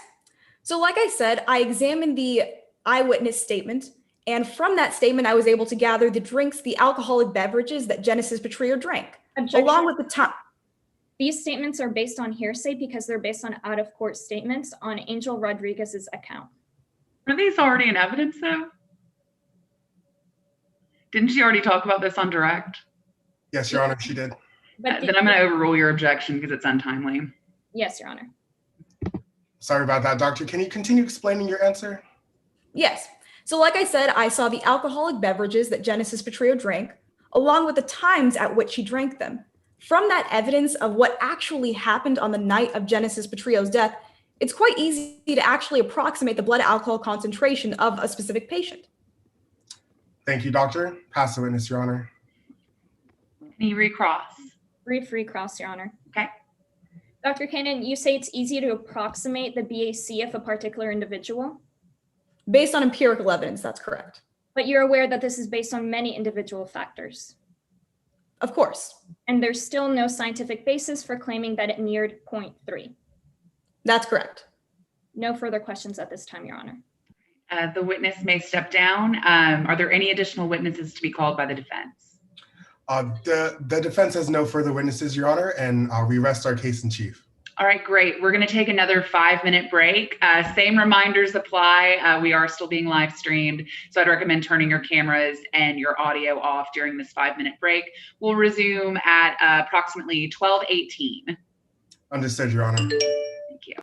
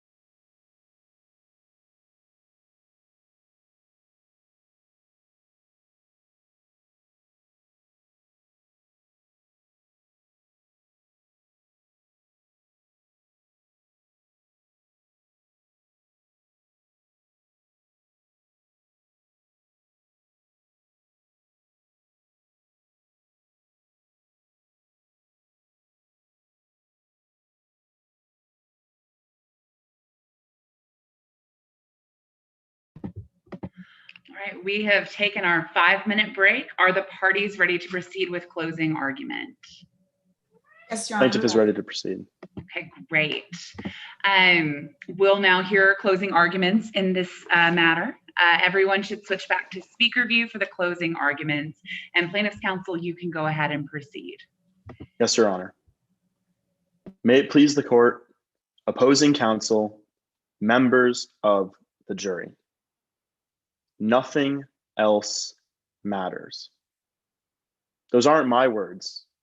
Those are the words of Peony Estates, a company that time and time again has put profits over people. Members of the jury, I want to take a step back from all the testimony, all the evidence that you've heard today, and I want to talk about the victim in today's case. I want to talk about Genesis Petrillo. June 7th, 2019 should have been one of the best days of Genesis's life, the day she had been looking forward to for years. Now, weddings can be a scary time. Things can go wrong. Guests can be late. The food might not taste good. People might get cold feet. These are all problems a bride expects to have. But the scariest problems are the ones no one should ever have to expect. We shouldn't have to worry that the plates we eat from are clean. We shouldn't have to worry that the cook washed their hands. We shouldn't have to worry that the wine we drink is poisoned with pesticides. But Genesis didn't have that luxury. She didn't have the luxury not to worry about these things at her own rehearsal dinner.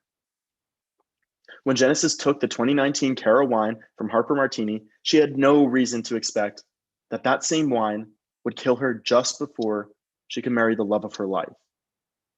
She had no reason to expect that she would end up in a hospital just hours later, that she would die alone hours before her wedding. In today's trial, we, the plaintiff, brought the charge of negligence against the winery Peony Estates, identifying them as liable for the untimely death of Genesis Petrillo. And to demonstrate this to you, we had to prove to you 3 elements. 1, that the defendant, Peony Estates, violated a health and safety law, specifically Building Code Section 12100. 2, that those violations caused the death of Genesis Petrillo. And 3, the victim, Genesis Petrillo, is a member of the statute's protected class, which is a fact that neither party disputes in today's case. Essentially, members of the jury, we need to prove to you that Peony Estates violated a health law, and that violation led to the death of the victim, Genesis Petrillo. Now, we, the plaintiff, needed to prove this to you through a preponderance of the evidence, meaning that our burden was to establish that the elements are more likely than not true. It helps to picture the preponderance of the evidence by thinking of the scales of justice. Picture each side of the scale representing the plaintiff and the defense. As the trial goes on, each side begins to pile evidence on both sides, using evidence, facts, and testimony. Now, even if both sides have an equal weight on the evidence on the scale, all it takes is for one side to add just a feather's weight to tip the scale in their favor. Members of the jury, in this case, we haven't just put a feather's weight on the scale. We've dropped a cinder block on it. So let's talk about that evidence. And to help show you how the plaintiff has met our burden and has tipped the scales in our favor, I want you, members of the jury, to pay attention to 3 important issues in this case: the procedures, the profits, and the personnel. First, you heard about the procedures. You heard from Riley Adkins O'Keefe, a health inspector for the FDA, that Peony Estates was so negligent that just a month before the wedding, she found 4 major health code violations in the same bottling area where the Cara wine was stored, in the same bottling area that the Cara wine was bottled. We never heard any evidence that Peony Estates fixed any of those violations. You then heard from partial owner, Austin Lewis, admit that Peony Estates knowingly violated several health codes just a month before the wedding, just before bottling the 2019 Cara wine. You heard her say that they intentionally introduced pesticides into the same environment as that Cara wine bottle. She even said that she was aware that pesticides were in all of the bottles of wine at Peony Estates. You heard from another one of the defense witnesses, Blair Osborne, that Genesis Petroleum drank several glasses of the same wine that was just directly exposed to those pesticides. Second, you heard about the profits. You learned from Lonnie Paris, an investigative journalist, that Peony Estates was experiencing serious infestation problems that were cutting into their profits. You heard how because of this, the employees were asked to prepare the winery for a chemical pesticide spraying and were told to do it quickly and cheaply. You again heard from Blair Osborne that just weeks before the wedding, Harper Martini told her employees not to move pesticides from the bottling area because it would waste their time and their money. Peony Estates intentionally chose to violate Midland's health code to save time and money, putting profits over people yet again. Lastly, you heard about the personnel. You heard from Danny Francasio, a winery owner herself, that Harper Martini did not understand how deadly pesticides were. And Ms. Martini had to consult Francasio about proper procedure multiple times over the span of 3 whole years. We saw email after email where Harper Martini struggled to understand the importance of safe pesticide usage, including 1 month before the wedding.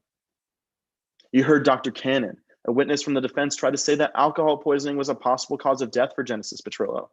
Yet she immediately went on to say that pesticide poisoning was indeed the most likely cause of death, and that without the pesticides in her system, Genesis wouldn't have died. You heard her say that it was highly unlikely Genesis died of alcohol poisoning. Yet the defense wants you to believe that pesticides didn't kill Genesis. Their own expert witness can't even agree with that. Members of the jury, it's clear that time after time, Peony Estates cut corners and valued their profits over people. And this blatant negligence of Midland's health code is the reason Genesis Petroleum is not with us today. We ask that you do what the facts compel, the law requires, and what justice demands. Find Peony Estates liable. Thank you. Thank you, counsel. Defense, you can proceed with your closing argument. Yes, Your Honor. Excuse me. May it please the court. When tragedies like this happen, it makes sense to want to blame someone, to hold someone responsible. But sometimes there's not always someone you can blame. There's no one to be held accountable. Sometimes a tragedy is exactly that. It's just a tragedy. Today, what happened to Genesis Petroleum, it truly was a tragedy. But in this story, there's no villain. When Mr. Terradista came up here and spoke to you just a minute ago, he talked a lot about cans and canisters of pesticides, and he told you that Peony Estates put their profits ahead of people. But when he was crossing Austin Lewis, you heard that's not true. Would a company who puts profits ahead of people throw away 20% of their crop? Mr. Terradista talked a lot about these mistakes and these alleged violations that Peony Estates made. But they can't come up here and just say Peony Estates made mistakes, find them liable. No, they have to connect the specific violations that Peony Estates made to the death of Genesis Petroleum. You have to connect those dots. And that's precisely where they've had the most trouble today. Because on June 8th, 2019, Genesis Petroleum didn't die because a bottle of wine that was closed was sitting next to a can of pesticides. No, Genesis Petroleum died because of alcohol poisoning. Today, the plaintiff is bringing a claim of negligence per se. Now that means that there's 4 elements that they actually had to prove to you, but 2 of those 4 have already been met in a pretrial order. One, that the statute in question is a safety statute, and that Ms. Petrillo is a part of the statute's protected class. That means that there's 2 things that the plaintiff, they had to prove to you today. The first element they had to prove to you is that Peony Estates violated a statute, and that due to this violation, Ms. Petrillo suffered harm. But take a look at the witnesses they brought you to meet their claim. They brought you Danny Francasio, one of Peony Estates' biggest competitors, who was mad at Harper for leaving him. This Mr. Francasio never actually visited Peony Estates, never saw the employees handling pesticides, never saw Harper handling pesticides. They also brought to you Lonnie Paris, an investigative reporter willing to do anything to get a story. You heard how Lonnie Paris repeatedly went to Peony Estates month after month and didn't find a single health code violation. The only person who we heard actually touch pesticides the day of the dinner rehearsal was Lonnie Paris. Now, the third witness they brought to you was a health inspector. And this health inspector had some very troubling testimony. They told you that they didn't do part of their job. They never inspected those grapes in 2018 to ensure that they weren't poisoned. They failed to do so. They failed to tell Peony Estates if they even had a violation in that 2018 encounter. Now, throughout today's trial, I got to learn about how Peony Estates managed and kept its winery. And there's one thing as we don't contest as defense. There was pesticides in the wine at Peony Estates. But the health inspector actually told you that that's okay. That's not a violation by any means. You heard that this health inspector actually went to Peony Estates. You saw the lab results where they tested 20 samples from 20 barrels. All of them had pesticides, but all of them were well within the legal limit. There was no violation from Peony Estates. Today, the plaintiff is asking you to take a leap of faith and believe that because pesticides were stored next to the bottle of Cara wine, that somehow the bottle got contaminated. They never gave you an explanation to how this supposed Cara wine was overly contaminated with pesticides. They never had anyone test the bottle of Cara wine. They can't even tell you if the bottle of Cara wine that the health inspector saw is the same one that Miss Petrillo drank. You also heard that the health inspector went to Peony Estates on May 8th, and he did see the bottle of Cara wine next to pesticides. But remember when I was crossing Lonnie Paris?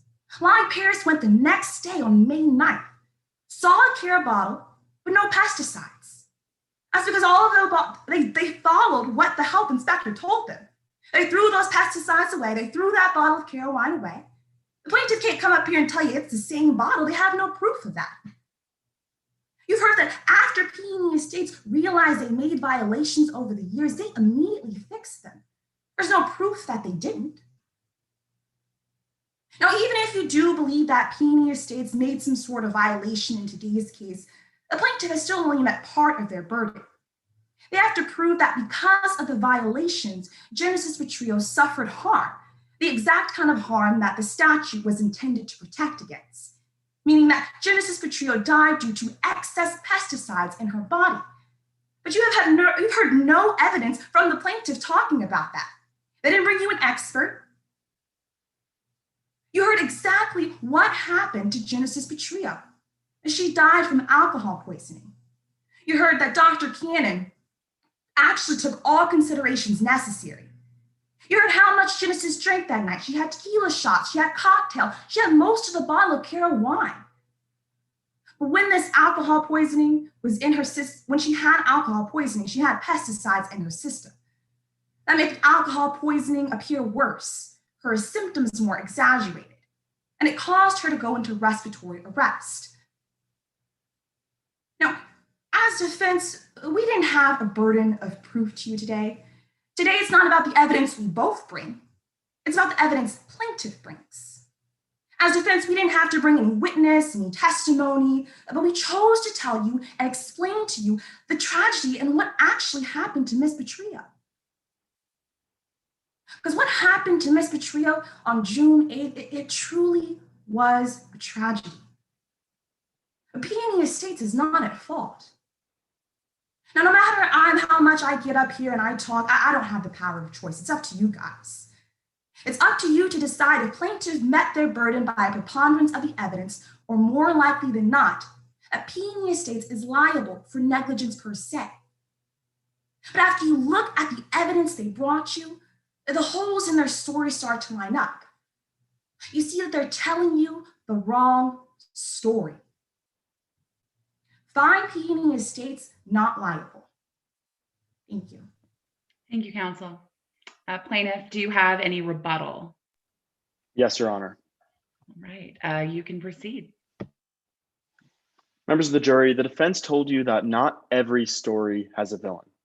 And they're right. Not every story has a villain. The defense wants you to believe that this story doesn't have a villain, but have yet to explain with a single shred of evidence why pesticides were found in Genesis's stomach. They told you that this isn't a fairy tale where there are villains for every tragedy. Well, members of the jury, this isn't a fairy tale where pesticides just magically appear in someone's stomach, where people die for no apparent reason. Find P&E liable. Thank you, counsel. All right, the case is now with the jury. We're going to submit our ballots. And so until we've gotten those submitted, I'm going to ask everyone to stay on. We'll do some brief comments after ballots have been submitted. And to my scoring judges, if y'all could just give me a heads up in the chat that you've submitted your ballots so that I can let the organizers know. But until then, y'all can relax for a little bit, and then we'll give y'all some comments at the end. This is a wonderful round. Congratulations to all of you. Thank you so much.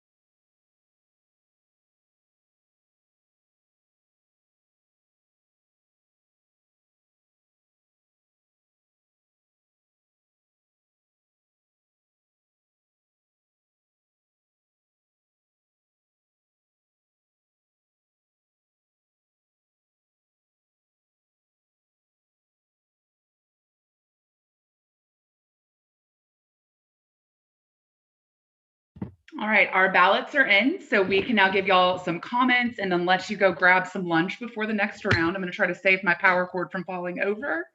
Oh gosh. Okay, sorry. So I'm going to introduce myself, let my co-judges introduce themselves, and then we'll give y'all a bit of feedback. My name is Allison Rapond. I am an attorney here in Dallas, Texas.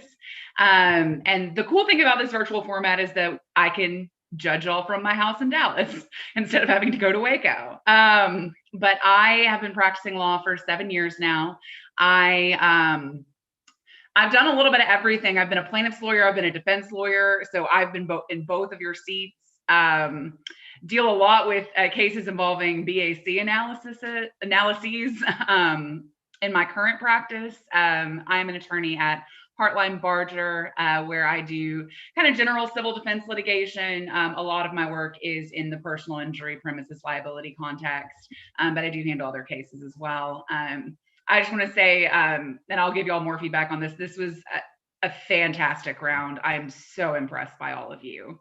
And I will now let my co-judges introduce themselves. Hi, good morning, or I guess good afternoon, everyone. I'm Joshua Upham. I'm currently a 3L at Pepperdine School of Law, and I've been competing in mock trial pretty much continuously since my junior year of high school. So I'm pretty familiar with this, and I just want to echo Mr. Pond's, this really was a phenomenal round, and I'll go through individual comments in just a second. Hi, I'm Tara Avance. and I am a criminal prosecutor. I also did a lot of several mock trial teams in law school. My undergrad, unfortunately, did not have mock trial, or else I would have loved to have done something like you guys have done today. So while I have not done civil law, I have also dealt with a lot of BACs, a lot of DWI cases, and also just, familiarity with mock trial in general. Do you want me to go ahead and give quick comments, or do you want to go first with the comments? Sure, that's fine with me. Okay, I'm just going to give one kind of general comment about cross-examination. And this does not necessarily apply to everyone, but I don't want to single anybody out. I think a lot of you guys had specific answers that you wanted to get out of the witness on cross-examination. And when you could not get that specific answer, it was frustrating to you. And so I think one thing that might be helpful going forward is to listen very carefully to the witness's answer on cross-examination and try to feed off of their answers, rather than just sticking to your script and saying, okay, well, this is my next point I need to make, have some more flexibility. And I think, some of the witnesses were unresponsive. We heard the judge grant several of those objections. And if that happens, you just kind of have to go with it. As a criminal prosecutor, not only do we not know what the witnesses are going to say on cross-examination, they don't have to tell us who they are even going to call as a witness.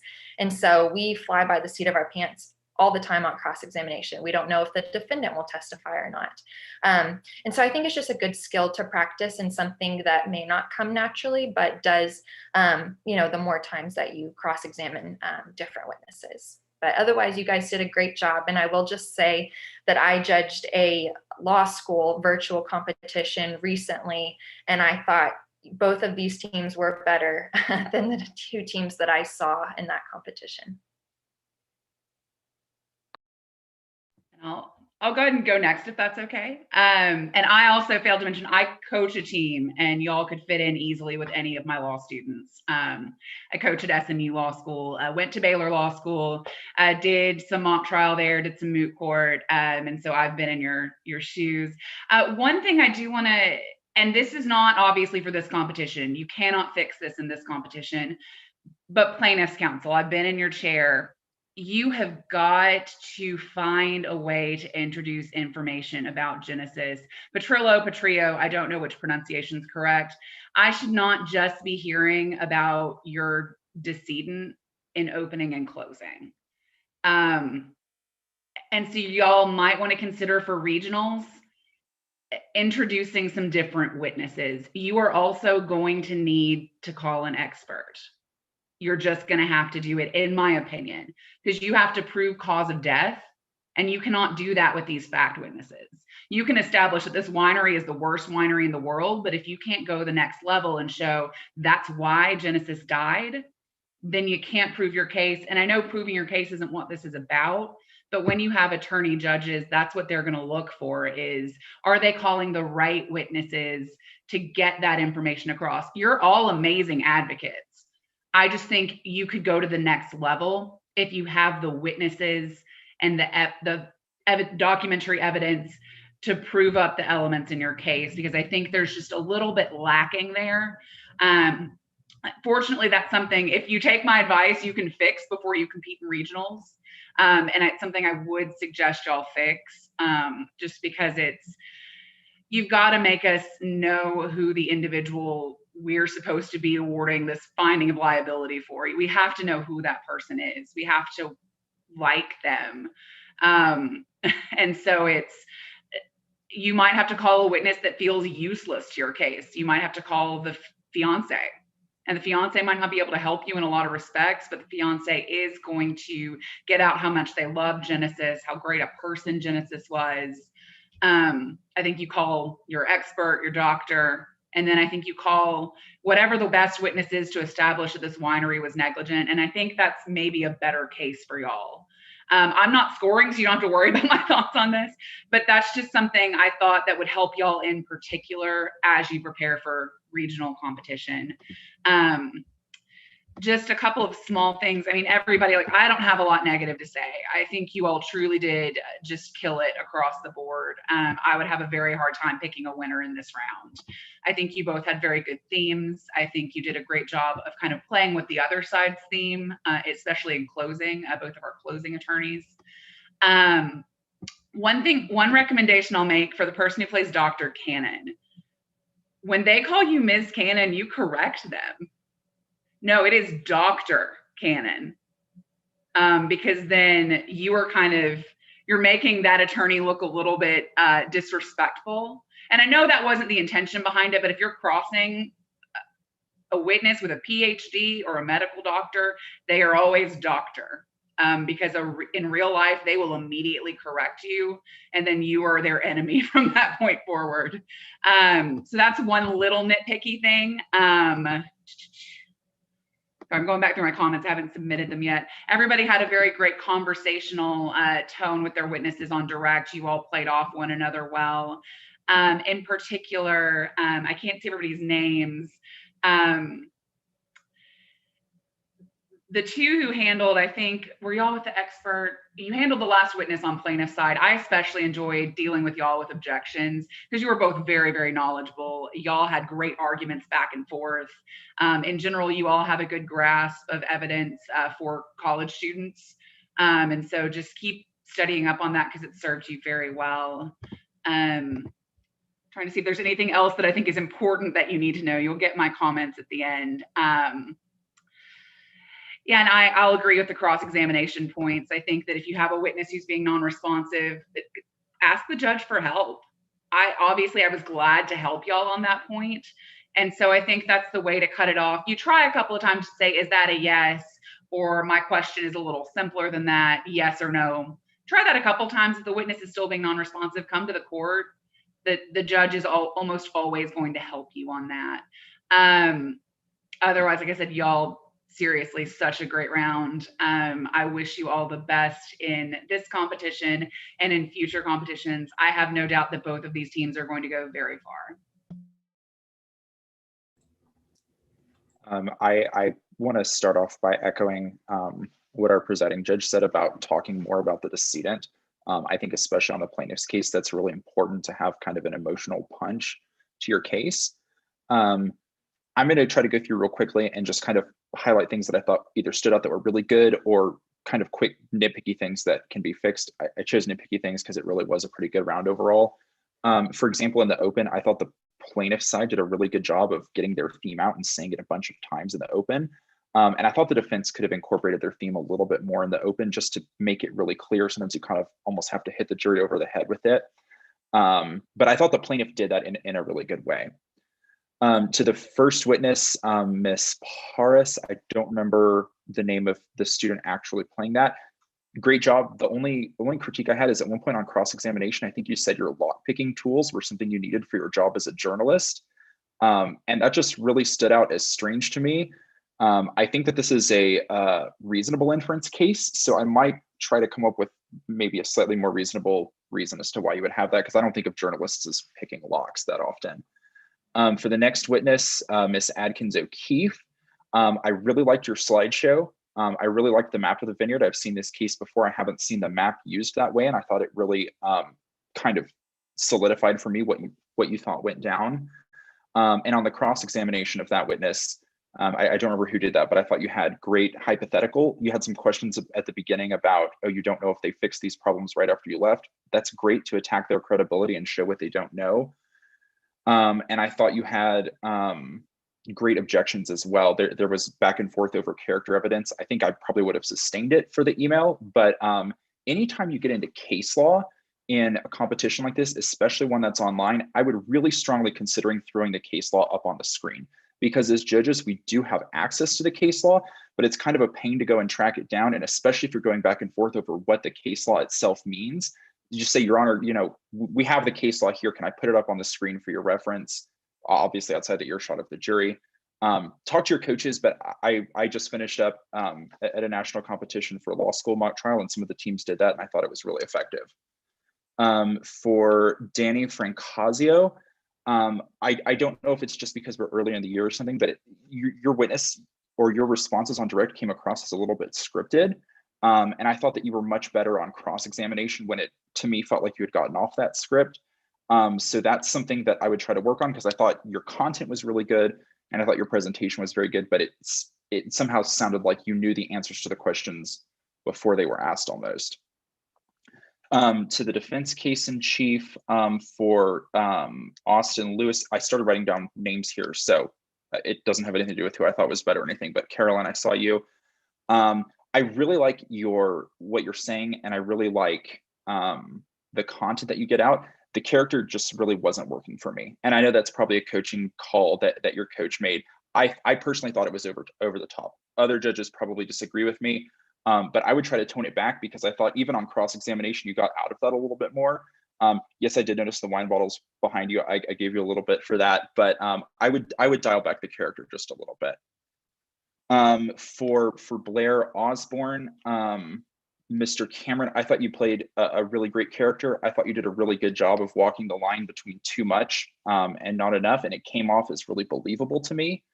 And I also want to point out on the cross-examination of that witness, Mr. Tonkin, I thought you had a phenomenal opening question. I don't remember exactly what it was, but it was kind of a bunch of things that he didn't do, and I thought it really set the tone for your cross well, and I thought your cross was really kind of surgical in and out and made your points really well.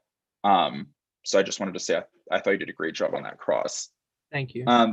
Then for Dr. Cannon, I don't really have any suggestions for the direct or for the witness. I thought it was good across the board. But for the cross-examination, Miss Bullitt, I think, I really liked your objection to the demonstrative, and I really liked where you were going with that, but I think you did it under the wrong rule. 403, more prejudicial than probative, it's pretty rare to get one of those sustained, especially on an expert witness, but I don't think that they laid the proper foundation for that expert witness. So instead of 403, I would suggest you go to Rule 702. If you're not familiar, it lays out the 4 requirements for expert witnesses foundation really clearly. And as long as you can point to one of them and say they haven't shown this or they can't show this, then you really undermine them. Also, I don't know if that demonstrative is part of the case packet or if it's something that the other team created, but I would object to the scale on it. I noticed they had the line for 0.16. It was like halfway between 0.15 and 0.2. And to me, like that's pretty, it might not be that big of a deal to the jury, but it is misstating the evidence in my opinion. And so I would have objected to that. It's a super minor point, but it's something that stood out to me. And then finally on close, I thought everyone was good across the board. Actually really good across the board. The only thing that I would say is to Luke, watch out for burden shifting on your rebuttal. It's not a criminal case, so it's not as bad as if it were a criminal case, but you said something about they didn't show evidence or they weren't able to show evidence for the pesticides. I hear you got to point them out. You got to call them out for not bringing up certain evidence. I sometimes like to walk the line of burden shifting, but I thought you went a little beyond that. So that's just something I would be aware of going forward. Nobody objected to it, so I don't think it's an issue in this case. But great job overall, and especially good job for Zoom. All right. We'll let y'all go. Have a break before the next round. Thank y'all so much. And once again, I'll say it again, great job by both teams. Thank you guys so much.